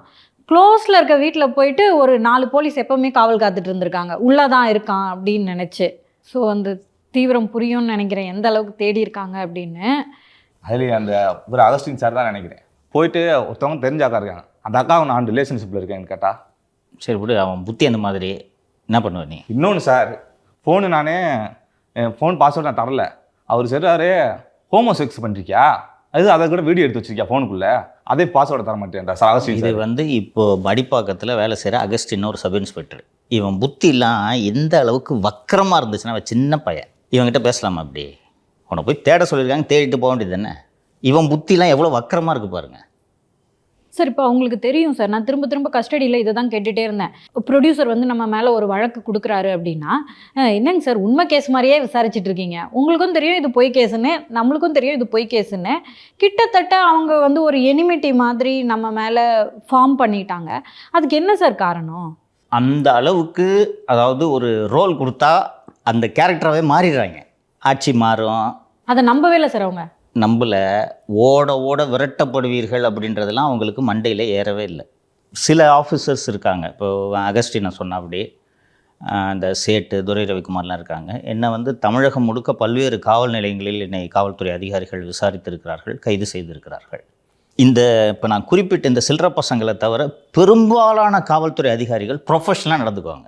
சார் உங்களுக்கு தெரியும் யார் இது சொல்லி நடக்குதுன்னு அப்படின்னா, நானும் சரி சார் அப்படின்றேன். எனக்கு இப்போ அவங்க மேலெல்லாம் இன்றைக்கி பார்த்தேன்னா மகிழ்ச்சியாக என்னால் அவர்களோடு உரையாட முடியும். ஈவனையெல்லாம் சும்மாவே விடக்கூடாதுன்னு தோணுது. இவங்கெல்லாம் என்னன்னா, இந்த ராஜாவுக்கு மிஞ்சிய ராஜ விசுவாசம் அப்படின்வாங்க, more loyal than the king himself அப்படின்னு ஆங்கிலத்தில் சொல்லுவாங்க. அது போல் அருண் சொன்னதை விட 2 பங்கு பண்ணணும் அப்படின்றத நீங்கள் சொல்லுங்கள். நீங்கள் இப்போ நீங்கள் என்னென்ன கஷ்டத்தை ஃபேஸ் பண்ணீங்க, கிட்டத்தட்ட 2.5 வருடங்களாக தம்பிலாம் கூட பின்னாடி தான் வந்தான். நீங்கள் 2.5 வருடங்களாக பல்வேறு சிரமங்களை சந்தித்து கொண்டு இருக்கிறீர்கள், சொல்லுங்கள். பொதுவாக எனக்கு புலம்புறதுக்கு பிடிக்காது சார். பரவாயில்ல புலம்புங்க, கடைசி ஷோ இது, புலம்புங்க. புலம்புறதுக்கு தான் இந்த ஷோவே. இப்போ இது புலம்பல் அரட்டை. புலம்பல் அரட்டை. அரசியல் அரட்டை இல்லை, புலம்பல் அரட்டை. கரெக்டாக வச்சான் பேர். மெயின் காரணம் நம்ம வந்து ஒரு வீக்காக காட்டிக்கிறதுக்கு எனக்கு பிடிக்காது. Malathi, we are not weak, please understand. இன்றைக்கி எந்திரிச்சு தெம்பா வந்து இங்கே நிற்கிறோம். அருண் தான் ஒளிஞ்சிட்டு இருக்காரு. ஸ்டாலின் வீட்டை விட்டு வெளியில் வர முடியல, புரியுதுங்களா? நம்ம இன்றைக்கி உட்காந்து துணிச்சலாக மக்களை ஃபேஸ் பண்ணுறோம். அவங்க எங்கே உட்காந்துட்ருக்காங்க? சார் கல்யாண வீட்டுக்கு போயிட்டு அப்பாவை வந்து சட்டசபையில் தேடாதீங்க, என் மக்கள் மனசில் தேடுங்கன்றாரு. சட்டசபைக்கு போக முடியாது, போகணுன்னா விசிட்டர் பாஸ் வாங்கிட்டு தானே போகணும். சொல்லுங்கள், உன் பையன் போகிறான். ஆற்றாமையின் வெளிப்பாடு அது. குத்திருக்கு. அப்பாவை காணான்னு விஜய் சொன்னது சுருக்குன்னு குத்திருக்கு அவருக்கு. அந்த வேதனையை தான் திருமண வீட்டில் போய் வெளிப்படுத்துகிறார். இந்த அரசியல் அட்டை இல்லைன்னு சொல்கிறா, இருந்தாலும் கொஞ்சோண்டு அரசியல் இந்த நேரத்தில் சொல்லிக்கிறேன். நான் கல்யாண வீட்டில் போய் புலம்புற ஒரே கரகாட்ட கோஷ்டி திமுக தான். இந்த கல்ச்சரை ஆரம்பித்து வச்சதே இவங்க தான் தம்பி. கம்யூனிஸ்டுகள் தலைமையில் திருமணங்கள் நடக்கும். அங்கே போயிட்டு கரெக்டாக கம்யூனிஸ்டுகள் என்ன பேசுவாங்கன்னா, 2 பேரும் சம உரிமை இருக்குது, ஆண் பெண்ணுலாம் பாரபட்சமின்றி நீங்கள் வாழ்க்கையை நடத்த வேண்டும், இந்த சமூகத்துக்கு உதாரண தம்பதியினராக நீங்கள் வாழ வேண்டும்னு தான் கம்யூனிஸ்டுகள் தலைமையில் நடக்கக்கூடிய திருமணங்களில் பேசுவாங்க. இந்த திராவிட முன்னேற்ற கழக தலைவர்களின் தலைமையில் திருமணம் நடந்தால் எச்சரிக்கிறேன், இது இறுதி எச்சரிக்கை, ஒழிக்காமல் விடமாட்டேன்னு எதிர்கட்சிக்காரங்கள. அதுக்கு கல்யாணம் ஆன பொண்ணு மாப்பிள்ளை என்னடா பண்ணுவாங்க, அவங்க எதுக்குடா இதெல்லாம் கேட்கணும் அப்படின்னா அவர்களுக்கு தெரியாது. இப்போ அங்கே அன்றைக்கி போனதும் ஒரு திருமணம். விஜய்க்கு பதில் சொல்லணும்னா வெளியில் போய் பத்திரிகையாளர் சந்திப்பு நடத்தி சொல்லியா, ஏதோ பெரிய மனுஷன் கல்யாணம் நடத்தி வையின்ட்டு பொண்ணு மாப்பிள்ளை 2 பேரும் கூப்பிட்டா, விஜய் அவர்களே என்னை சட்டசபையில் தேடாதீங்க, நான் மகளிர் உரிமை தொகை கொடுக்கும் இடங்களிலெல்லாம் நான் இருக்கிறேன், நான் தான் முதலமைச்சராக இருக்கிறேன். நான் தான் முதலமைச்சர். இன்னொரு வாட்டி சொல்லு, மறுக்க சொல்லு, நான் தான் முதலமைச்சர், மறுக்க சொல்லு. சரி கண்டிப்பாக பண்ணுங்க மாலதி. சந்தோஷமாக இருக்கு மாலதி. எனக்கு உண்மையிலே ஸ்டாலின் அவர்கள் எந்த விதமான மனவேதனையில் இருப்பார் என்பதை என்னால் புரிந்து கொள்ள முடிகிறது. இந்த வீட்டில் வயசானவங்க ஏதாவது ஒரு கருத்து சொல்லுவாங்க, அப்போ வளர்ந்த பசங்க சும்மா இருப்பா அவனுக்கு ஒன்றும் தெரியாதுன்னுவாங்கல்ல, அப்போ அந்த பெரியவங்களுக்கு வயசாயிடுச்சு நமக்கு பாரு, இப்படி நான் எனக்கு வயசு கம்மியாக இருந்தால் இப்படி பேசுவியா, நான் பார்த்து வளர்ந்த பைய, உனக்கு ஒன்றும் தெரியாதுன்னு சொல்கிற, ஒன்றும் தெரியாமையாடா உன்னை இவ்வளோ பெருசாக வளர்த்தேன் அப்படின்னு ஒரு ஆற்றாமை வரும் வயது முதிர்ந்தவர்களுக்கு. அந்த ஆற்றாமை அவர்கிட்ட இருக்குது. இதே அவர் எதிர்க்கட்சி தலைவராக இருந்தாருன்னா நட ஓட்ட தோரணை எல்லாம் தெம்பாக இருக்கும். இன்றைக்கி ஒன்றும் இல்லை, நீ அசம்பிளிக்குள்ளே போக முடியாதுல்ல, பையன் தானே எதிர்க்கட்சி தலைவர். அந்த ஆற்றாமையை நான் உணர்கிறேன், இது அவருக்கு வேணும்னு நினைக்கிறேன். அதுதான் நமது வெற்றி. போராட்டம் பண்ணிக்கிறப்ப போய் கூலி படம் பார்த்தார்ல, அவருக்குலாம் தேவைதான் சார். கரெக்டாக சொன்ன தம்பி, கரெக்டாக சொன்னேன். செய்யலாமா அதை? அந்த தூய்மை பணியாளர்களை அடிச்சு வண்டியில் தூக்கி போடுறான் போலீஸு. கூலி படம் பார்த்துட்டு ரிவ்யூ போடுறீங்க நீங்கள். இன்றைக்கி நீங்கள் விஜய் ஆட்சியை சினிமா ஆட்சின்றீங்க. எவ்வளோ கொடூர மனசு இருந்துச்சுன்னா நீங்கள் போவீங்க கூலி படத்துக்கு? 12 நாளாக கக்கூஸ் போக முடியாமல் பிளாட்ஃபாரத்தில் உட்காந்துட்டு இருக்காங்க அவ்வளோ பெண்கள். அன்னைக்கு நைட் ஆப்ரேஷனு, போலீஸை விட்டு அவங்களெல்லாம் தூக்க சொல்லிவிட்டு கூலி படம் போகிறாருன்னா எவ்வளோ ஒரு ஆணவம் இருக்கணும். அதுக்கு தான் நீ வீட்டில் உட்காந்துருக்க. சொல்லுங்கள் மாலதி. ஸோ இன்னொன்று நம்ம புலம்பும் போது பார்த்தீங்கன்னா போலீஸை இந்த மாதிரியான விஷயங்கள்லாம் எங்களுக்கு பண்ணியிருக்காங்க அப்படின்னு சொல்லும்போது போலீஸை பற்றின பயம் மேலும் மேலும் வந்து இன்னும் மக்கள் அது சுருக்க தானே சார் செய்யும். No Malathi, I differ with you. எல்லாருக்குமே போலீஸ்னா பயம். இன்றைக்கி நீங்கள் காவல்துறையின் அடக்குமுறைகளை நேரடியாக சந்தித்ததனால் உங்களுக்கு பயம் போய்விட்டது. இதே நீங்கள் இந்த அடக்குமுறைகளை எதிர்கொள்ளனா நீங்களும் தான் போலீஸை பார்த்து பயப்படுவீங்க. இன்னொன்று தவறு செய்யலை, நம்ம பண்ணது ஜேர்னலிசம். இன்றைக்கி எப்படி பேசுகிறீங்க? ஜெயிலுக்கு போய்ட்டு வந்துட்டான், போலீஸ் அடி வாங்கிட்டான், இனிமேல் அவனை போலீஸ் பயப்படாது, இனிமேல் அவனை போலீஸ் பயமுறுத்த முடியாது. புரியுதுங்களா? உண்மை தானங்க பேசிகிட்டு இருந்தீங்க. எதிர்கொள்ளலாம். அதனால் இந்த காவல்துறை மீது நீங்கள் இப்போது இந்த விவரங்களை நீங்கள் மக்களிடம் எடுத்து சொல்லாவிட்டால் மட்டும் காவல்துறையை பார்த்து மக்களுக்கு அச்சம் போய்டும்னு நினைக்கிறீங்களா? அது இருக்க தான் செய்யும். நீங்கள் சொல்லுங்கள். எல்லாருமே ஜெயிலை பற்றி கேட்கும் போதெல்லாம் நல்லா தான் இருந்துச்சு, எனக்கு ஒரு லேடிஸ் ஹாஸ்டல் மாதிரி இருந்துச்சு, நல்ல அனுபவமாக இருந்துச்சு, அங்கேயும் நம்மள மாதிரி மக்கள் தானே இருக்காங்க, அதெல்லாம் ஒரு தடவை போய் பார்க்கணும் அப்படின்னு தான் நான் சொல்லிகிட்டு இருந்தேன். அப்போ எல்லாருமே எப்படி நீ இப்படி சொல்கிற, கஷ்டம் இல்லைன்னு சொல்லிட்டு, கஷ்டம் இல்லாமலாம் இல்லை. கண்டிப்பாக ஒரு பெண்ணாக ஜெயிலுக்குள்ளே போயிருக்கும்போது கஷ்டமாக தானே இருந்திருக்கும். ஆனால் அதை விட வெளியில் அப்ஸ்கேண்டிங்கில் இருக்கும்போது அது ரொம்ப ரொம்ப கஷ்டமாக இருந்துச்சு. ஒரு பெண்ணாக எப்போல்லாம் நான் வெளியே போகிறனோ ஃபஸ்ட்டு அப்ஸ்கேண்ட் ஆகும்போது பீரியட்ஸ் ஆகும், ஜெயிலுக்குள்ளே போகும்போது பீரியட்ஸ் ஆகும். ஸ்ட்ரெஸ்னால் ஆகுதா என்னன்னே தெரியாது. ஆனால் அதெல்லாம் நான் எதிர்கொண்டுட்டு வெளியே வந்துட்டேன். அதாவது எவ்வளோ கஷ்டம் இருந்துச்சுன்னு மனசுக்குள்ளே என்னால் எக்ஸ்ப்ரெஸ் பண்ணவே முடியலை. அது எக்ஸ்ப்ரெஸ் பண்ணால் கூட மக்களுக்கு புரியுமா அப்படின்னு எனக்கு தெரியலை. அம்மா இறந்தப்போ உங்களால் அந்த மரணத்துக்கு வர முடியல. நான் ஜெயிலில் மகன்ற அடிப்படையில் என்ன பரவலில் அனுப்பி வச்சுட்டாங்க. உங்களுக்கு தகவல் வந்திருக்கும்னு நினைக்கிறேன். போக முடியாதுன்னு சொல்லியிருப்பாங்க. எப்படி ஃபீல் பண்ணீங்க? அன்றைக்கி மனு பொருட்களை எடுத்துகிட்டு வந்து என்கிட்ட கொடுத்துட்டு சொல்கிறாங்க, மேடம் இன்றைக்கி வந்து 2 மணிக்கு அந்த மாதிரி அம்மாவுடைய அந்த சுவாசம் கொடுத்துட்ருக்காங்க இல்லையா, அதை ரிமூவ் பண்ணிவிடுவாங்க, சார்கிட்ட சொல்லிவிடுவாங்க மேடம், அப்போ இன்றைக்கி கன்ஃபார்ம் அப்படின்னு சொல்லிட்டாங்க. அப்போ நான் கேட்குறேன், என்ன வெளியே எடுக்க முடியுமா பரோலுக்கு, நான் வந்து அங்கே பார்க்கணும் அப்படின்னும் போது இல்லை நீங்கள் வர முடியாது அப்படின்னு சொல்லிட்டாங்க. கஷ்டமாக இருந்தது. முன்னாடியே தகவல் வந்துருச்சு. அதுக்கப்புறமா அம்மா இறந்ததுக்கப்புறமும் என்னை கூப்பிட்டு ஜெயிலர் அம்மா சொல்கிறாங்க, மாலதி இந்த மாதிரி அவங்க அம்மா இறந்துட்டாங்க அப்படின்னு சொல்லிட்டு. கஷ்டமாக தான் இருக்கும். எது ஓட வச்சதுன்னே தெரியல. அம்மாவுக்கும் எனக்கும் என்ன வித்தியாசம் இருந்துட முடியும்? ஏஜ்.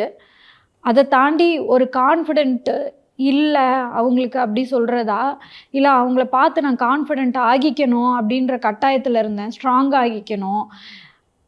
அம்மாவுக்கான மாதிரி நம்மளுக்கு ஆகிறதுக்கு 1 நிமிஷம் ஆகாது. ஏன்னா அவங்க வந்து நம்பணும், நடக்கும், ஒன்று நல்லது நடக்கும்னு. என் மனசில் என்ன இருந்துச்சு, நான் ஒரு பொண்ணாக இது உள்ள இந்த ஜேர்னலிசம் பண்ணணும், உங்களை சப்போர்ட் பண்ணணும். முதல்லலாம் நான் வந்து திமுகவை பற்றி நீங்கள் எதிர்த்து பேசும்போது எனக்கு கிட்டத்தட்ட ஒரு கோபம் கூட வரும். இவர் தேவையில்லாமல் பேசிக்கிட்டு இருக்காரு. ஏன்னா தமிழக மக்கள் வந்து இன்னைக்கு திமுக வந்து ஒரு தீய சக்தின்னு நம்புகிறாங்க. நம்பினதுனால தான் ஆட்சியை மாற்றிருக்காங்க. ஆனால் நான் நம்பினப்போ ஆட்சி நல்லா தான் நடந்துட்டுருக்குன்னு நான் நம்பினப்போ மக்களும் நம்பிக்கிட்டு தான் இருந்தாங்க. ஸோ நீங்கள் ரொம்ப ஏர்லியாக அந்த சிம்டம்ஸ் எல்லாம் கண்டுபிடிச்சி பேச ஆரம்பிச்சிட்டிங்க. உங்கள் மேலே எனக்கு கொஞ்சம் கோபம் கூட தான், ஏன்னா எதிர் திசையில் இருக்கும்போது. ஆனால் டுவர்ட்ஸ் எண்டெல்லாம் வந்து இது திமுக மோசமான கட்சி தான் அப்படின்னு நினைக்க வச்சுட்டாங்க. இது நான் ஏன் இதுக்குள்ளே வரணும்? இயற்கை எனக்கு இது கொடுத்த ரோலோ, நான் ஜேர்னலிசம் படித்து உங்களை நீங்கள் சொல்கிறதெல்லாம் உண்மைன்னு நம்பி மக்களுக்காக நிற்கணும் அப்படின்னு நினச்சி நானும் மற்றவங்கள மாதிரி ஒரு நார்மல் லைஃப்பில் ஒரு ஃபேமிலியில் இருக்கணும்னு தானே விரும்பி இருப்பேன். யாரோட வாயிலையும் விழாமல் நார்மல் லைஃப்பை தானே லீட் பண்ணணும்னு ஆசைப்பட்டிருப்பேன். எல்லாருமே மன அமைதியாக இருக்கும்போது நான் மட்டும் இவ்வளோ பிரச்சனைகளை இழுத்துக்கிட்டு ஏன் போகணும்? பல நாட்கள் நான் சாப்பாடு இல்லாமல் இருந்திருக்கேன் அப்ஸ்காண்டிங். அப்போல்லாம் அட்லீஸ்ட் ஜெயிலையாவது 3 வேளை சோறு கொடுத்துருவாங்க. சரி, நானும் தெரிஞ்சுக்க விரும்புகிறேன். இதை நீங்கள் எங்கேயும் வெளியில் சொல்லலைன்னு நினைக்கிறேன். சித்தூரில் அரெஸ்ட் ஆகுறோம். அரெஸ்ட் ஆகி உங்களை தனியாக கூப்பிட்டு போயிடுறாங்க, என்ன புழல் ஸ்டேஷனுக்கு கூப்பிட்டு போய்ட்றாங்க. ஒரு 3 மணி நேரம் உங்களை ஒரு பாலத்துக்கு கீழே ஒரு காரில் வச்சு ரவிக்குமார் இன்ஸ்பெக்டர் விசாரிச்சாருன்னு நினைக்கிறேன். 3 மணி நேரம் என்ன தான் கேட்டார்? 3 மணி நேரம் கிட்டத்தட்ட இன்ஸ்பெக்டர் தானே அவருக்கு என்னோட எல்லா ஃபேமிலி ஹிஸ்ட்ரியும் தெரியுது. அம்மாவை பற்றி அப்பாவை பற்றி எல்லாமே சொல்கிறாங்க. நான் எப்போவுமே ரொம்ப ஸ்ட்ராங்காக இருப்பேன், யார் என்ன பேசினாலும் கண்டுக்க மாட்டேன், அந்த மாதிரி இருப்பேன். ரொம்ப அவர் நுணுக்கமாக அம்மா அப்பாவை பற்றியெல்லாம் சொன்னது ரொம்ப அழுகையாக வந்துருச்சு. நீங்கள் அழுத உடனே அவர் விசாரிக்கிறத நிறுத்தலை. அந்த எமோஷனல் பட்டனை டச் பண்ண மாதிரி அவர் அது தெரிஞ்சு பண்ணாரா தெரியாமல் பண்ணாரா? தெரிஞ்சுதாங்க பண்ணுறாங்க. தெரிஞ்சு உங்களை ஒட்டைக்கணும், துன்புறுத்தணும். இதெல்லாம் முடிச்சுட்டு அருணை பற்றி அவர் என்ன கேட்டார் சொல்லுங்கள். அருணை பற்றி எதுக்கு நீங்கள் ஒரே ஆளை எதுக்கு டார்கெட் பண்ணுறீங்க அப்படி கேட்டார். அதுக்கப்புறமா சரி சார், யார் சார் டார்கெட் பண்ணுறாங்க அப்படி கேட்டேன்.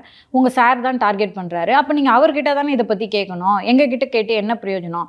இல்லை நீங்கள் சொல்லணும்ல, சார்கிட்ட நீங்கள் சொல்லணும்ல. நான் சொன்னால் அவர் கேட்பாருன்னு நீங்கள் நினைக்கிறீங்களா?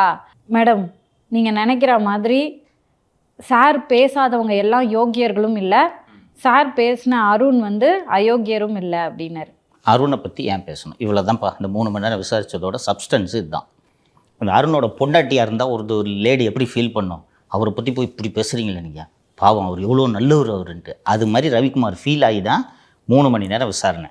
எல்லாமே அவங்களுக்கு தெரியும், பேங்க் அக்கௌண்ட் டீட்டெயில்ஸ் தெரியும், ஃபோனில் மூவ்மெண்ட் தெரியும், எல்லாமே தெரியும். விசாரிக்கிறதுக்கு என்ன இருக்குது? இன்னொன்று போட்டது பூரா பொய் கேஸ்ன்றதையும் தெரியும்.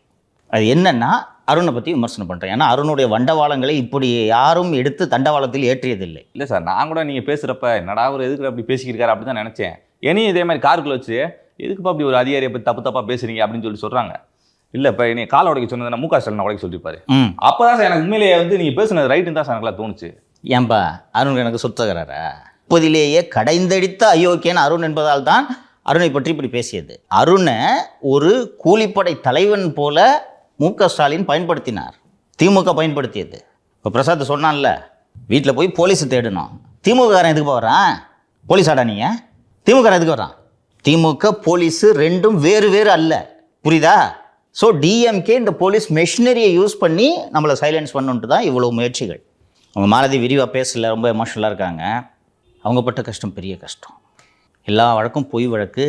நான் இந்த வழக்குகளை தொடர்ந்து பல ஆண்டுகளாக பொய் வழக்குகளை சந்தித்து கொண்டிருக்கிறேன். அதான் 60 கேஸ் இருக்குன்றேன். பல்வேறு காவல் நிலையங்களுக்கு விசாரணைக்கு சென்றிருக்கிறேன்.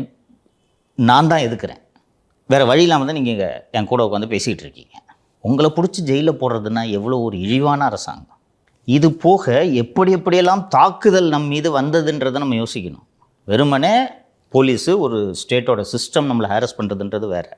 மன ரீதியாக மாலதியை உடைக்க வேண்டும் என்று மாலதியை பற்றி பதிவு செய்ய முடியாத அளவுக்கான அவதூறுகள். மாலதிக்கு எய்ட்ஸ் இருக்குது, இதெல்லாம் பேசினவனை பத்திரிகாரன்னு சொல்லிட்டு சுற்றிட்டு இருக்காங்க. சென்னை பத்திரிகையாளர் பண்ணுறதுனால கண்டனம் நிற்கிறாங்க. ஸோ இது முழுமையானதல்ல. இப்போ சமீபத்தில் இந்த 3 மாதத்தில் டிசம்பர்லேருந்து நடந்ததை தான் நாம் இப்போ விவாதித்தோம். மே 2024 தொடங்கியது இந்த பிரச்சனை. தேனியில் வச்சு என்னை அரெஸ்ட் பண்ணுறாங்க. அரெஸ்ட் பண்ணி கூட்டிகிட்டு போகிற வண்டி ஆக்சிடெண்ட் ஆகுது. கோயம்புத்தூர் ஜெயிலில் போடுறாங்க. ஜெயிலில் போட்ட அன்னைக்கு நைட்டே என் கை உடைக்கப்படுகிறது, வாகனம் பறிமுதல் செய்யப்படுகிறது, வங்கி கணக்குகள் முடக்கப்படுகின்றன, அம்மாவோட பென்ஷன் அக்கௌண்ட் முடக்கப்படுகிறது. அதற்கு பிறகு குண்டர் சட்டம் போடப்படுகிறது. ஒரு யூடியூப் பதிவுக்கு 16 எஃப்ஐஆர் போடப்படுகிறது. எங்கே? சென்னையிலேருந்து கன்னியாகுமரி வரைக்கும் 1.5 நாள் ட்ராவல். 15 நாட்கள் தொடர்ந்து நான் வாகனத்தில், காவல்துறை வாகனத்தில் பயணித்து கொண்டிருந்தேன். புதுக்கோட்டை, சிவகங்கை, பெரம்பலூர், கரூர், கன்னியாகுமரி. ஸோ உச்சநீதிமன்றம் அந்த குண்டர் சட்டத்தை ரத்து செய்ததும் அடுத்த குண்டர் சட்டம். நிற்காமல் ஓடிக்கிட்டே இருந்திருக்கோம். ஒரே ஒரு நொடி கூட மலைத்து போய் நிற்கவில்லை, ஓடணும். அம்மாவுக்கு உடம்பு சரியில்லைன்னா மாட்டிருக்க மாட்டேன். தங்கச்சி அட்வொகேட்டுக்கிட்ட நான் ஃபஸ்ட்டு அம்மாவுக்கு முடியலன்னு நம்பவே இல்லை. சும்மா சாதாரண ஃபீவராக இருக்கும். போகும்போது நல்லா தானே இருக்காங்க, சமைச்சிட்ருக்காங்க. ஸோ தங்கச்சி வந்து ஒரு வாட்டி உயிரோடு இருக்கும்போதே அவனை வந்து பார்த்துட்டு போக சொல்லுங்கள் அப்படின்னு சொல்லும்போது நான் இப்படிலாம் இருக்காது, இவ மிகைப்படுத்தி சொல்லுவாங்க, அது எப்படி அம்மாவுக்கு ஏதாவது ஆகிடும், நானா அதெல்லாம் ஒன்றும் இருக்காது அப்படின்னு இருக்கேன். 4 நாள் கழித்து திருப்பி ஃபோன் வருது. அட்வொகேட்டுக்கெலாம் தெரிஞ்சிருச்சு. நானும் இப்போ தங்கச்சி இப்படி தான் சும்மா அம்மாவுக்கு லேசாக ஃபீவர்னா அப்படி தான் ஏதாவது பதறிட்டு இருப்பா, அவளுக்கு ஒரு வேலை இல்லை இப்படி நினச்சிட்டு இருக்கேன். செகண்ட் டைம் அட்வொகேட்டு பிரதர் கொஞ்சம் பார்த்துட்டு வந்துருங்க. அப்பவும் எனக்கு நம்பிக்கை வரல. அப்புறம் சுஜாதா ஹஸ்பண்ட் சசிகிட்ட சொல்லி பேச சொல்கிறாங்க. சசி பேசும்போது பாஸ் நம்ம மனசை தயார்படுத்திக்கணும்னு சொல்கிறான். சசி சொன்ன உடனே தான் எனக்கு ஓகே சம்திங் அப்போ தான் உரைக்குது எனக்கு. ஓகே உண்மையிலே சீரியஸ் போல இருக்கு அப்படின்னு. அப்புறம் போயிட்டு வரும் வழியில் தான் நான் எல்லாம் மாட்டுறோம். அதுக்கு அப்புறம் மாலதியை தனியாக கூப்பிட்டு போயிட்டாங்க. நான் அந்த சித்தூரில் தங்கியிருந்த லாட்ஜ் மேனேஜரை தூக்கிட்டு வந்துட்டாங்க. விஜயவாடாவில் ஒரு கார் வாடகைக்கு இன்னும் அவனை வாடகை எடுத்திருந்தேன், அந்த டிரைவர் தூக்கிட்டு வந்துட்டாங்க. அந்த மேனேஜரெல்லாம் போட்டு அந்த அடி அடிச்சிருக்காங்க. மேனேஜரு, அந்த கேப் டிரைவரு, நம்ம டிரைவர் கோபி, இவர்கள் 3 பேரும் 2 மணி நேரம் புழல் காவல் நிறுத்தி. இதெல்லாம் எப்போ நடக்குதுன்னா தம்பி, நோட்டிஃபிகேஷன் வந்து தேர்தல் ஆணையத்தின் கட்டுப்பாட்டில் இதெல்லாம் நடக்குது. இதே அகஸ்டின் சார் போய் நம்ம டிரைவர் கோபின்னு இருக்காரு, அவர்கிட்டையும் போய் ஹோமோசெக்ஸை பற்றி பேசு, அங்கே வருவியா அவனை பார்த்து பண்ணுங்கண்டா. அவன் சரியான வக்ர புத்தி படைச்சவன் அவன். அந்த அகஸ்டின்னு விடு. உன் ஒய்ஃபு குளிப்பாங்க, இப்போ பார்க்குறியா வீடியோ கால் காட்டுறேன் அப்படின்னு சொல்லியிருக்காரு. இவனுக்கு புத்தி எப்படி இருக்கு பாரு. இவங்க கூடலாம் எப்படி பெண்கள் குடும்பம் நடத்துகிறாங்கன்னு எனக்கு உள்ளபடியே தெரியல. இவனையும் தானே ஒரு பெண் பெற்றிருக்காங்க. நாம பேசுகிறோம். ஆ, second layer Gopi, third layer தானே அவங்க ஒய்ஃபு. அவங்க என்ன பண்ணாங்க, போய் அந்த டிரைவர் நம்ம ஒரு கோபி அந்த டிரைவர் எல்லாரையும் வச்சு 2 மணி நேரம் அட்டி. இன்னொன்று, நான் என்னோட சோர்ஸ் யார், நான் யார்கிட்ட பேசுகிறேன்றது கோபி எப்படி பார்த்துறியா, அந்த சித்தூர் லாட்ஜ் மேனேஜருக்கு என்னப்பா தெரியும். நீங்கள் சொன்ன மாதிரி நீங்கள் வந்து நம்மளை அவுட் கோட்லாம் எடுத்தாங்க. அப்போல்லாம் வந்து மாலதிக்கு வருத்தத்தில் இருக்காளா, ஜெயிலில் வந்ததுக்கு நான் ஒரு காரணம் அப்படின்லாம் நீங்கள் வந்து கேட்கும்போது எனக்கு வருத்தமே இல்லை. கைதானது வருத்தம் இல்லை. என்ன காரணம்னு நான் சொல்கிறேன். சாகிறதுக்கு முன்னாடி அம்மா ஒரு தடவை பார்த்துட்டிங்கல்ல, அது போதும். கைதானா என்ன? ஒரு வேளை வந்து அம்மாவை உயிரோடு நீங்கள் பார்க்கலன்னா அது வாழ்நாள் மனக்கவலையாக இருந்திருக்கும். அதனால் அது பிரச்சனை இல்லை அப்படின்னு தோணுச்சு. நம்மளை கைது பண்ணதுக்கப்புறமா வந்து புகாரி தான் நம்மளை கைது பண்ணார். அவ்வளோ calls thank you sir, thank you sir, thank you sir, இது மட்டும் தான் சொல்கிறாரு. ஸோ எதிர் திசையில் என்ன நடந்திருக்கோன்னு என்னால் புரிஞ்சிக்க முடியுது. கங்க்ராச்சுலேஷன்ஸ் அப்படின்னு அவ்வளோ சொல்லிகிட்டு இருந்திருக்காங்க. அந்த அளவுக்கு நம்ம வந்து தேடப்படுபவர்களாக இருந்திருக்கோம், வாண்டடாக இருந்திருக்கோம். மாலதி எங்கெங்கே டீம் போச்சு தெரியுமா? குஜராத்து, யூபி, ராஜஸ்தான், டெல்லி, ஆந்திரா, தெலுங்கானா. அதாவது இதில் நம்ம கவனிக்க வேண்டியது என்னென்னா, நம்மளுக்கு தேடி பின்னாடி அலைஞ்சாங்கன்றதெல்லாம் தாண்டி உண்மையான குற்றவாளிகளை கண்டுபிடிக்க தானே போலீஸ்க்கு சம்பளம் கொடுத்து வச்சுருக்கு. கிட்னி திருடெல்லாம் ஸ்கூட்டியில் சுற்றிக்கிறீங்க பிடிக்கும் சார். இங்கே ஒரு மீடியா நடத்துகிறவனை பிடிக்கிறதுக்கு இவ்வளோ போலீஸ் ரிசோர்ஸஸை அதுவும் தேர்தல் ஆணையத்தின் கட்டுப்பாட்டில் பயன்படுத்த முடிகிறது என்றால் இந்த ஆட்சி திரும்பி வந்துருந்துச்சுன்னா நாடு என்ன இருக்கும்? அதனால தான் வராதுன்னு நான் நம்பினேன். திரு மு க ஸ்டாலின் அவர்கள் ஜெயிக்கிறதையும் திமுக திரும்ப ஆட்சிக்கு வரதையும் அதில் அவங்க கான்சென்ட்ரேட் பண்ணி ஒர்க் பண்ணியிருந்தாங்கன்னா நம்மளை விட்டுட்டு அவங்க இன்னும் ஜெயிச்சிருப்பாங்களோ. ஃபுல் கான்சென்ட்ரேஷனை நம்ம பக்கம் திருப்பிட்டதுனால தான் திமுக தோத்துருச்சோன்னு எனக்கு தோணுது சார். பூனை கண்ணை மூடிக்கொண்டால் உலகம் இருண்டுச்சுன்னு நினைக்கும்னு சொல்லுவான் ஒரு பழமொழி இருக்குல்ல, அது போல் எல்லா மீடியாவுக்கும் காசு கொடுத்து வாயடைச்சிட்டோம். அப்பாவோட ஆட்சியில் தேனாரும் பாலாரும் ஓடுதுன்ட்டு இந்த பக்கத்து கார்த்திகை செல்வம் கூவுறாரு, இந்த பக்கம் குணசேகரன் கூவுறாரு, அங்கிட்டு ஷபீர் கூவுறாரு, அங்கிட்டு லக்ஷ்மி கூவுறாங்க. இதையெல்லாம் பார்த்து அப்படியே மக்கள் நம்பி அப்பாவின் ஆட்சிக்கு வாக்களித்து விடுவார்கள். இவங்க ஒருத்தங்க தான் தொடர்ந்து இந்த ஆட்சியில் இருக்கிற ஓட்டைகளை சுட்டி காட்டி கொண்டிருக்கிறார்கள். இவங்க வாயை மூடிட்டோம்னா அவ்வளோதான், மீண்டும் திமுக ஆட்சி.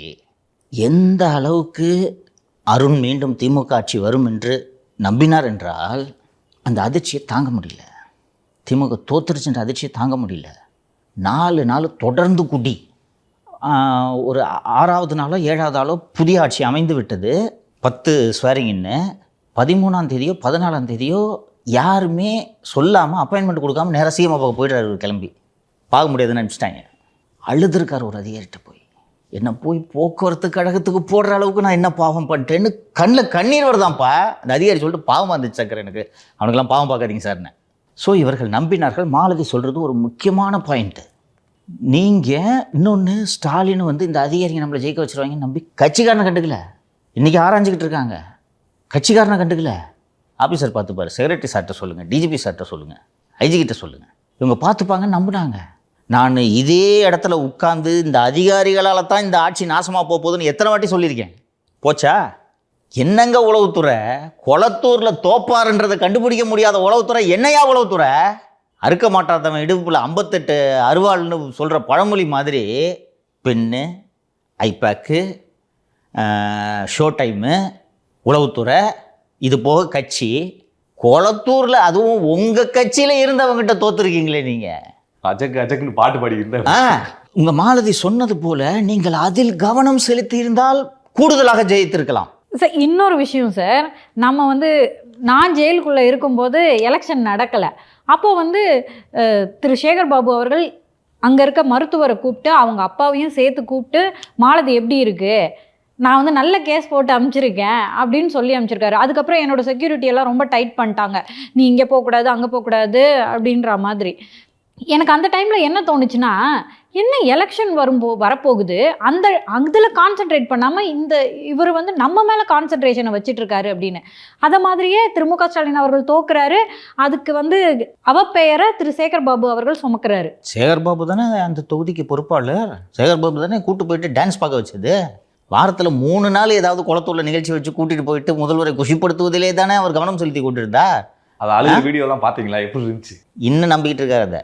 சேகர் பாபு மாவட்ட செயலாளர் பதவியை விட்டு தூக்கலான்னு பார்த்தா அழுவுறான் எனக்காக, என் தங்கத்தை பதவியை விட்டு தூக்காத என்று இன்னும் நம்பி கொண்டு இருக்கிறார். அதனால தான் இந்த கட்சி நாசமாக போகுது. ஸோ இது ஒரு பகுதி தான், ஒரு 20% 30% தான் நாம் பட்ட துன்பங்களே. அதெல்லாம் வார்த்தைகளால் விவரிக்கவே முடியாது, அனுபவிச்சா தான் தெரியும் உங்களுக்கு. நம்மளோட இலக்கில் வெற்றி பெற்று விட்டோம் என்று எனக்கு தோன்றுகிறது. மகிழ்ச்சி. சரி சார், நம்ம எவ்வளோ நெகட்டிவாக பேசினாலும் எங்கே போனாலும் விஐபி ட்ரீட்மெண்ட்டு தான் சார். ஃபிட்டா அப்படின்னு சொல்லிட்டு நம்மளை பார்க்குறதுக்கு ஹாஸ்பிட்டல் கூப்பிட்டு போகிறாங்க. அப்படி கூப்பிட்டு போகும்போது எல்லாரும் நோயாளிகள் தானே அங்கே படுத்துட்டு இருப்பாங்க, அவங்களோட வந்து அட்டெண்டர் இருப்பாங்க. அவங்க எல்லாரும் வந்து இவங்க மாலதி தானே. அந்த லேடி போலீஸ்க்கு அவங்களுக்கு தெரில சார். ஆனால் போலீஸுங்க பற்றிலாம் அப்போ தான் நான் தெரிஞ்சுக்கிறேன், அவங்களுக்குலாம் ஒன்றுமே விவரமே தெரியாது போல இருக்குது. அவங்க வந்து தேர் லைக் ரோபோஸ். இங்கே போங்க, 8 மணி வரைக்கும் இவங்களோட இருங்க, 10 மணிக்கு இவங்களை அங்கே போய் சரண்டர் பண்ணுங்கள், இந்த வேலையை தான் செய்வாங்க போல இருக்குது. அந்த லேடி போலீஸ்க்கு என்னை யாருனே தெரில. அதுக்கப்புறமா வந்து அது ஜென்ஸ்க்கெலாம் தெரியுது, அவங்களாம் வந்து இவங்க யார் தெரியுமா அப்படின்லாம் பேசிக்கிட்டு வராங்க. என்னை ஃபிட்டுக்கு கூப்பிட்டுட்டு போகிறாங்க. எல்லாருமே மாலதி தானே அப்படியே கூட்டம் சேர்றாங்க. ஏங்க போங்கன்னு சொல்லிட்டு, இவங்க எல்லாருக்கும் இவங்களை தெரியுதுங்க, இவங்க பெரிய ஆள் தான் போல இருக்கு அப்படின்றாங்க. 3 மணிக்கு அன்னைக்கு நம்ம கைதாகிறோம். அன்றைக்கும் பார்த்தீங்கன்னா ஜட்ஜு வீட்டு முன்னாடி ஃபுல் தெரு வேனு ஜீப்பு எல்லாமே நிற்கிது. எனக்கு என்ன ஷாக்னா, என்ன மேடம் யாரை குற்றவாளிகளை அக்யூஸ்டுங்களை கூட்டிட்டு வந்தாலும் இந்த மாதிரி தான், இப்படி தான் கூட்டமாக இருக்குமா, ஏன்னா இவ்வளோ மேன் பவரையா நீங்கள் வேஸ்ட் பண்ணுவீங்க அப்படின்னு கேட்டதுக்கு, இல்லை நீங்கள் விஐபின்றதுனால தான் உங்களுக்கு இவ்வளோ பெரிய பஸ்ஸில் கூட்டிகிட்டு போவாங்க மாலதி. 2 ஏட்டையா அக்யூஸ்டை பஸ்ஸில் கூட்டிகிட்டு போவாங்க. இன்னொன்று, நான் அரெஸ்ட் ஆகிற இடத்துல எல்லா இடத்துலையுமே வந்து ஃபோட்டோ எடுத்துக்கிட்டே இருக்காங்க. என்ன கோபி அவங்களெல்லாம் கூட தானே இருக்காங்க, என்னை மட்டும் வந்து ஸ்பெஷலாக ஃபோட்டோ எடுக்கிறாங்க. அப்போ நான் நினச்சிக்கிட்டேன் சேகர் பாபு அந்த மாதிரி ஆட்கள் வந்து ஃபோட்டோ எடுத்து அனுப்புன்னு சொன்னாங்க போல இருக்கு அப்படின்னு. தொடர்ந்து வந்து சவுக்கு மீடியா வந்து ஒரு ஞாயிற்றுக்கிழமை கூட லீவு கிடையாது, ஏய் திமுக ஒழியணும்டா, லீவும் கிடையாது எதுவும் கிடையாது வாங்கடா அப்படின்னு சொல்லுவீங்க. ஏன்னா ஊருக்கு போனால் கூட ஒரு நாள் தான், அடுத்த நாள் கிளம்பி வந்துரு தம்பி, நாளைக்கு சூட் இருக்கு, இல்லைன்னா அப்படித்தான் பார்த்துக்க அப்படின்றீங்க. நம்ம வந்து தொடர்ந்து வந்து நம்ம அதிமுக தான் ஆட்சிக்கு வரணும், திமுக வந்து ஒழியணும், அதிமுக ஆட்சிக்கு வரணும்னு சொல்லிட்டு நம்ம தொடர்ந்து வந்து நம்ம பேசணும். இறுதியில் கடைசியில் விஜய் அவர்கள் வந்து ஒரு பெரும்பான்மையோட 107 தொகுதி ஜெயிச்சிட்டாரு. கடைசியில் அதிமுகவும் திமுகவும் கூட்டணி பேச்சுவார்த்தை நடத்துகிறப்ப எப்படி ஃபீல் பண்ணீங்க? வாய்ப்பு இருந்தால் இன்னொரு நாள் அந்த கதையை விரிவாக சொல்கிறேன். அது ஒரு நிகழ்ச்சியில் அடக்கக்கூடிய கதை அல்ல. இவர்கள் எல்லோரும்னு நான் சொல்கிறேன் கவனமாக, எப்படிப்பட்ட துரோகிகள், சுயநலமிகள் என்பதை மக்கள் தெரிந்து கொள்ளத்தான் வேண்டும். ஒரு நேரம் வரும்போது நான் சொல்கிறேன். நாம் இப்போது இந்த நிகழ்ச்சியில் கடந்த 2.5 ஆண்டுகளாக இவ்வளவு நேரம் நாம் விவரித்தது, கடந்த 2.5 ஆண்டுகளாக நாம் பட்ட கஷ்டத்தில் ஒரு சிறு பகுதி தான். உனக்கும் தெரியும், மாலதிக்கும் தெரியும், நம்ம ஸ்டாஃப் எல்லாருக்குமே தெரியும். சம்மந்தப்பட்டவங்களால தான் அந்த வலியை உணர முடியும். அந்த உணர்வுகளை விவரிக்க முடியாத கஷ்டம். நான் சொன்னது மாதிரி ஓடிக்கிட்டே இருந்ததுனால திரும்பி கூட பார்க்கல. திரும்பி நம்ம என்ன கஷ்டப்பட்டோம்லாம் யோசிக்கிறது இல்லை. ஓடணும், அடுத்தது திமுக வீழ்த்தணும். அந்த இலக்கை நோக்கி வெறித்தனமாக ஓடியதால் இந்த துன்பங்கள் எல்லாம் நம்மை பெரிய அளவில் பாதிக்கவில்லை அப்படின்றதான் நான் நினைக்கிறேன். ஸோ இப்போது அடுத்து என்னன்ற ஒரு கேள்வி இருக்குது நம்ம முன்னாடி. படாத கஷ்டத்தெல்லாம் பட்டுட்டோம், சந்திக்காத அவச்சொற்களை சந்தித்து விட்டோம், ஈடு செய்யவே முடியாத இழப்புகளை சந்தித்து விட்டோம். இப்போ அடுத்து என்ன? தொடர்ந்து இந்த பணியை நாம் செய்ய வேண்டுமான்ற கேள்வி எனக்கு எழுந்து கொண்டே இருக்கிறது. இத்தனை நாட்களாக இந்த நிகழ்ச்சியை நடத்தாமல் நான் தவிர்த்ததற்கு காரணமும் அதுதான். சரி, ஆட்சி மாறிவிட்டது, தமிழக வெற்றி கழகத்தின் ஆட்சி அமைந்து விட்டது, நமது துன்பங்களிலிருந்து விடுதலை கிடைக்கும் என்று நான் நம்பினேன். ஆனால் இவ்வளவு நேரம் நாம் விவரித்த இந்த துன்பங்களை நமக்கு ஏற்படுத்திய நபரை லஞ்ச ஒழிப்புத்துறை இயக்குனராக இந்த அரசு நியமித்து அழகு பார்க்கிறது. நம்மளுக்கு மட்டுமா சார் பண்ணாரு? அவரையே பிரச்சாரம் பண்ண விடாமல் தடுத்து பண்ணார். நாட்டில் ஒரு அதிகாரியே இல்லையா? சொல்லுவாங்க தான், கூட இருக்கவங்க சொல்லுவாங்க தான். ஜானாரகிசாமியே சொல்லுவார், சார் இவர் தான் சார் இருக்கிறதுலே பெஸ்ட்டு புல்டாகு, ஏவி விட்டிங்கன்னா கடிப்பார். திமுகவை போயின்னா நீங்கள் போட்டுருவீங்களா? நம்பி கையெழுத்து போட்டுருவீங்களா? சரி, இந்த ஆட்சி அமைந்து புதிய ஆட்சி அமைந்து 45 நாட்கள் ஆகிவிட்டது. குறைந்தது நமக்கு இந்த வழக்குகளில் இருந்து ஒரு விடுதலை கிடைக்கிறதா, ரிலீஃப் கிடைக்கிறதா என்று பார்த்தால், திமுக ஆட்சி தொடர்ந்தால் நாம் எப்படி வழக்குகளை எதிர்கொள்வோமோ அப்படித்தான் இன்னமும் வழக்குகளை எதிர்கொண்டிருக்கிறோம். உண்டா? இந்த 45 நாளில் 10 வாட்டி கோர்ட்டுக்கு போயிட்டோமா? கூட அது ஒரே நாளில் 5 கோர்ட்டில் நடக்குது. அங்கே பெட்டிஷன் போட்டு இங்கே போகிறோம், போனோம்னா சாயந்தரம் 4 மணி ஆயிடுது. இது தாவே காட்சியில் ஒரே சைனில் வழக்குகளை ஜேர்னலிஸ்ட்டுகள் மேலே போட்ட பொய் வழக்குகளை திரும்ப பெறோம்னு சொல்ல முடியும்ல? திரும்ப பெறோம்னு சொல்ல முடியும். ஃபஸ்ட்டு இந்த வழக்குகள்லாம் என்னன்றதை விசாரிச்சிங்கனாலே தெரிஞ்சிடுமே. 60 வழக்கு, இன்னமும் 20 வங்கி கணக்குகள் முடக்கப்பட்டதாகவே இருக்கிறது. தேனியில் அந்த கஞ்சா கேஸில் முடக்கப்பட்ட வங்கி கணக்குகள் அப்படியே முடக்கப்பட்டிருக்கின்றன. 2.5 வருஷம் முன்னாடி சீஸ் பண்ண இன்னோவா காரு இன்னும் தேனி போலீஸ் ஸ்டேஷனில் நிற்கிது. ஊருக்கே தெரியும் இவை அனைத்தும் பொய் வழக்குகள் என்று.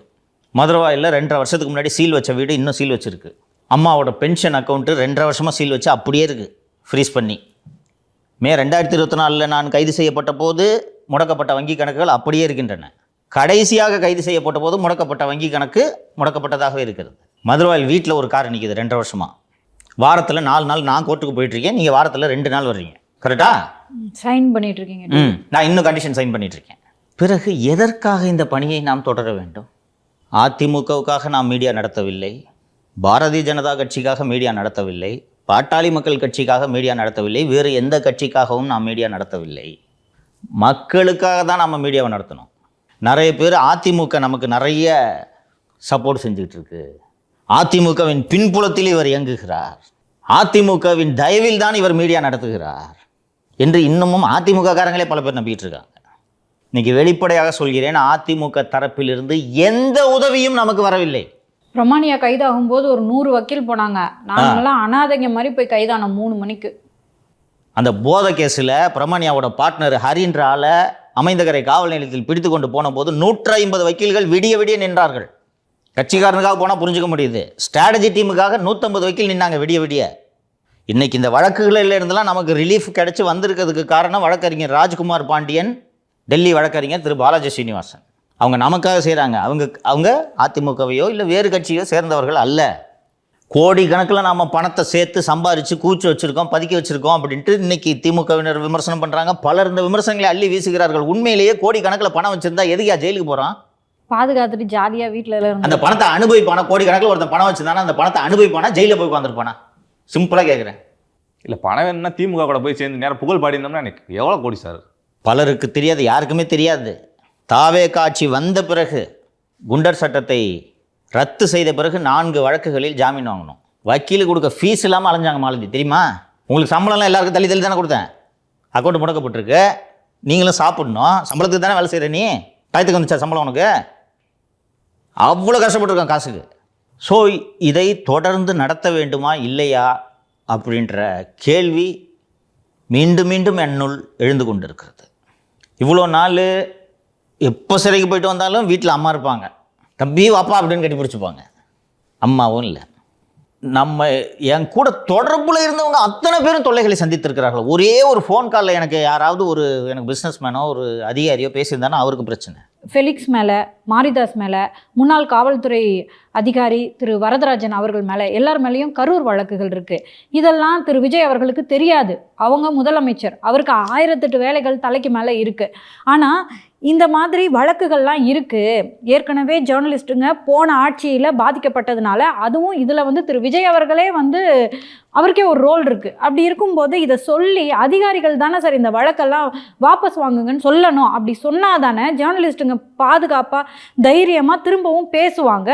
அதிகாரிகள் சொன்னார்களா இல்லையா என்பது எனக்கு தெரியாது. அதிகாரிகள் சொல்லியும் ஜான் ஆரோக்கியசாமி போன்றோர் தடுக்கிறார்களா என்பதும் எனக்கு தெரியாது. நீங்கள் குறிப்பிட்டது போல முதல்வர் அவர்களுக்கு இது மாதிரி மைக்ரோவாக எல்லா விஷயங்களும் தெரிந்திருக்க வாய்ப்பும் இல்லை, நியாயமும் இல்லை, நாம் எதிர்பார்க்க முடியாது. மாலதி அவர்கள் குறிப்பிட்டது போல அருகே இருக்கக்கூடிய ஜான் ஆரோக்கியசாமியோ, ஜெகதீஷோ, விஷ்ணு ரெட்டியோ, தலைமைச் செயலாளர் திரு சாய்குமாரோ, உள்துறை செயலாளர் திரு மணிவாசனோ எடுத்து சொல்லி இவர்கள் திமுக அரசால் பாதிக்கப்பட்டவர்கள், இவர்கள் திமுக அரசில் போட்ட பொய் வழக்குகளை இவர்கள் தொடர்ந்து சந்தித்து கொண்டிருப்பது நியாயமல்ல என்று முதல்வரிடம் சொன்னால் அதெல்லாம் முடியாது. திமுக அரசில் போட்ட வழக்குகள் அப்படியே தொடரட்டும்னு முதல்வர் சொல்லுவார? ஏனென்றால் இந்த அதிகாரிகள் எல்லாம் சுயநலமிகள். பெறுகிற உள்துறை செயலாளர் இவரெல்லாம் வந்த உடனே முதல்வர் மாற்றிருக்கணும். தேர்தல் ஆணையம் போட்ட உள்துறை செயலாளர் தான் அந்த மணிவாசன். காவல்துறை குண்டர் சட்டம் போட்டால் அந்த குண்டர் சட்டம் சரியா இல்லையான்ட்டு உள்துறை செயலாளர் அதை உறுதிப்படுத்த வேண்டும். என் மீது போடப்பட்ட குண்டர் சட்டத்தை உறுதிப்படுத்தினது இந்த மணிவாசன் தான். ஏன் உறுதிப்படுத்தினார் சொல்லுங்கள்? உறுதிப்படுத்த சொன்னது உமாநாத், மு.க. ஸ்டாலினோட செக்ரட்டரி ஒன்றா இருந்தவர். அதனால தான் அந்த உமாநாத்தை உணவு நுகர்பொருள் வழங்குத்துறை ஆணையராக இப்போது நியமித்திருக்கிறார்கள். அங்கே போய் அவர் என்ன பண்ணிட்டு இருக்காரு தெரியுமா? உணவுத்துறை அமைச்சர் வெங்கட்ராமனுக்கே தெரியாமல் 1800 கோடிக்கு டெண்டர் விட்டுருக்காரு. எங்கெங்கே தவறு செய்கிறோம் என்பதை முதல்வர் அவர்கள் புரிந்து கொள்ள வேண்டும். இந்த அதிகாரிங்க கொஞ்சம் அசந்தாங்கன்னா செக்ரட்டரியேட்டில் நாமக்கல் கவிஞர் மாளிகையில் 10வது மாடியிலேருந்து முதல்வரை கீழே தள்ளி விட்டுருவாங்க. நான் மிகைப்படுத்தாமல் சொல்கிறேன் தம்பி. போன ஆட்சி நாசமாக போனதுக்கு மிக முக்கியமான பங்கு வகித்தவர் இந்த உமாநாத். இந்த உமாநாத்தை இந்த பிர்லா கோளரங்கம் இருக்குது கோட்டூர்புரத்தில், அதுக்கு ஒரு ஐஏஎஸ் அதிகாரி இருக்கார், அங்கே போடணும். அதிமுக ஆட்சி காலத்தில் நேர்மையாக நடந்தார் என்ற ஒரே காரணத்துக்காக சகாயம் ஐஏஎஸ் அங்கே நியமிக்கப்பட்டார். அங்கே போடணும் உமாநாத்தை.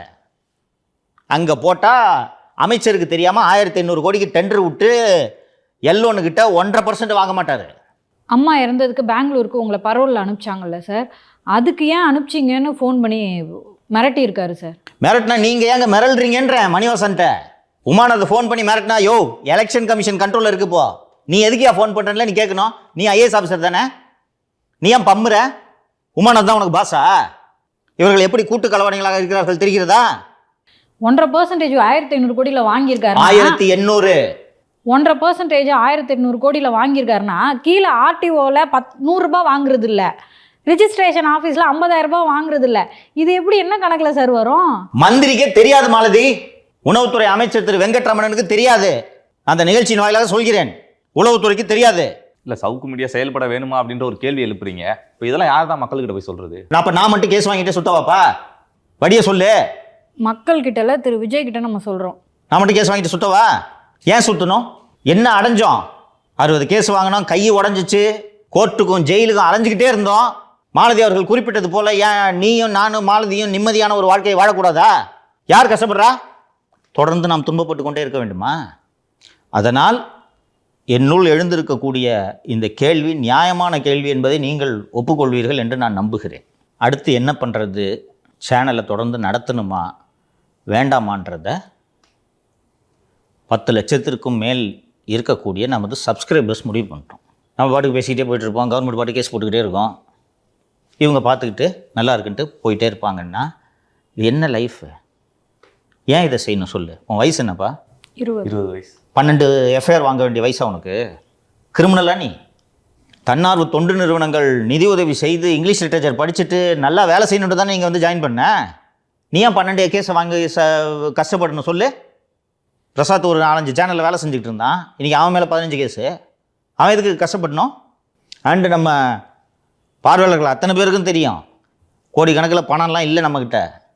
இருந்துச்சுன்னா கிறுக்குத்தனமாக கேஸ் வாங்கிட்டு இருக்க மாட்டோம். அப்போது எதற்கு இதை தொடர வேண்டும் என்ற கேள்வி மீண்டும் மீண்டும் எழுகிறது. என்ன பர்பஸ்? ஸோ நமது பார்வையாளர்கள் முடிவு செய்யட்டும். எனக்கும் மாலதிக்கும் ஏதாவது தொழில் செஞ்சு சோத்துக்கு வழி பார்த்துக்கிறது எங்களால் முடியும். அற்புதமான வழக்கறிஞர் நண்பர்கள் நமக்கு இருக்கிறார்கள். அவர்கள் இந்த வழக்குகளை பார்த்து கொள்வார்கள். நீதிமன்றங்களின் மீது அபரிமிதமான நம்பிக்கையை நான் வைத்திருக்கிறேன். மீண்டும் மீண்டும் நீதிமன்றங்கள் தான் கரம் கொடுத்து கொடூர கரங்களிலிருந்து என்னையும் உங்களையும் காப்பாற்றி கொண்டே இருக்கிறது, இனியும் காப்பாற்றும். ஆனால் இதை செய்யணுமா? நீதிபதி அவர்கள் அன்னைக்கு வந்து பைக் பிரசாத் நான் சார்ஜ் ஷீட் வாங்கும்போது என்ன பார்க்குறீங்க அப்படின்னு கேட்குறாரு. உடனே இவர் சொல்கிறாரு, மயிலாடு கதையாக எழுதி வச்சுருக்காங்க மயிலாடு அப்படின்னு அவர் சிரிக்கிறாரு. இவனுங்க அடங்கவே மாட்டானுங்க போல இருக்கே அப்படின்ற மாதிரி. அதுதான் நம்ம சம்பாரிச்சதுன்னு நினைக்கிறேன். நம்ம சம்பாரிச்சது, நீங்கள் மருத்துவமனையில் அத்தனை பேர் பிரியத்தோடு உங்களை பார்த்தார்கள் என்றீர்கள். சாலையில் இறங்கி நடந்தால் கட்டி கொள்கிறார்கள். சிறையில் எனக்கு எங்கள் அம்மா வந்து பார்க்கல, யாரும் வந்து நீ பார்க்கல, எதுவும் ஒரே ஒரு நாள் வந்து பார்த்தாங்க. அத்தனை பேர் நாங்கள் சவுக்கு மீடியா பார்த்துருக்கோம், சங்கர் சார் எனக்கு தெரியும், நல்லா மக்களுக்காண்டி பேசுறது, ஏன்னா வாழைப்பழம் எல்லாத்தையும் வந்து கொண்டு வந்து கொடுப்பாங்க சார். இந்த மக்களுக்காக தான் நாம் பேசிக்கொண்டிருந்தோம். இந்த மக்களின் பேரன்புக்காக தான் நாம் பேசிக்கொண்டிருந்தோம். மீண்டும் திமுக என்ற கொடூர ஆட்சியில் இந்த மக்கள் சிக்கிக்கொள்ளக்கூடாது என்பதற்காகத்தான் நாம் பேசிக்கொண்டிருக்கோம். நமக்கு இந்த வழக்குகள்னால் துன்பம்னா மக்கள் எல்லாருமே தானே கஷ்டப்பட்டுட்டு இருந்தாங்க. சொரண்டிக்கிட்டு போயிருக்க மாட்டாங்களா? இன்றைக்கி ஒவ்வொரு ஊடலாக வெளியில் வருது, சொரண்டிருப்பாங்கப்பா. நான் இதே இடத்துல உட்காந்து சொல்லியிருக்கேன், திருப்பி திமுக ஆட்சி வந்துச்சுன்னா தமிழ்நாடு இருக்கிற இடம் இந்திய வரைபடத்தில் ஒரு ஓட்டையாக இருக்கும்னு சொல்லியிருக்கேன் நான். அந்த மக்கள் நம்ம மாநிலம் பார்த்து திருப்பி இந்த குடும்பம் சுரண்டி இதை திருடி திங்கிறதுக்கு விட்டுட்டு வேடிக்கை பார்க்குறதா? அந்த டார்கெட்டை அச்சீவ் பண்ணிட்டோம். ஸோ தொடர்ந்து பண்ணணுமா வேண்டாமா அப்படின்றத மக்கள் முடிவு பண்ணிட்டோம். முதல்வர் விஜய் அவர்கள் வந்து மக்களுக்கு நல்லது பண்ணணும்னு நினைக்கிறாரு. நிறைய இடங்களில் இந்த லஞ்சத்தை ஒழிச்சு இருக்காரு. அப்படி இருக்கும்போது நம்ம மேலே வழக்குகள்லாம் தொடர்ந்து இருக்கணும், இவங்க வந்து பேசக்கூடாது, இவங்களை முடக்கி வைக்கணுன்றது திரு விஜய் அவர்களுடைய எண்ணமாக இருக்கும்னு நான் நினைக்கல.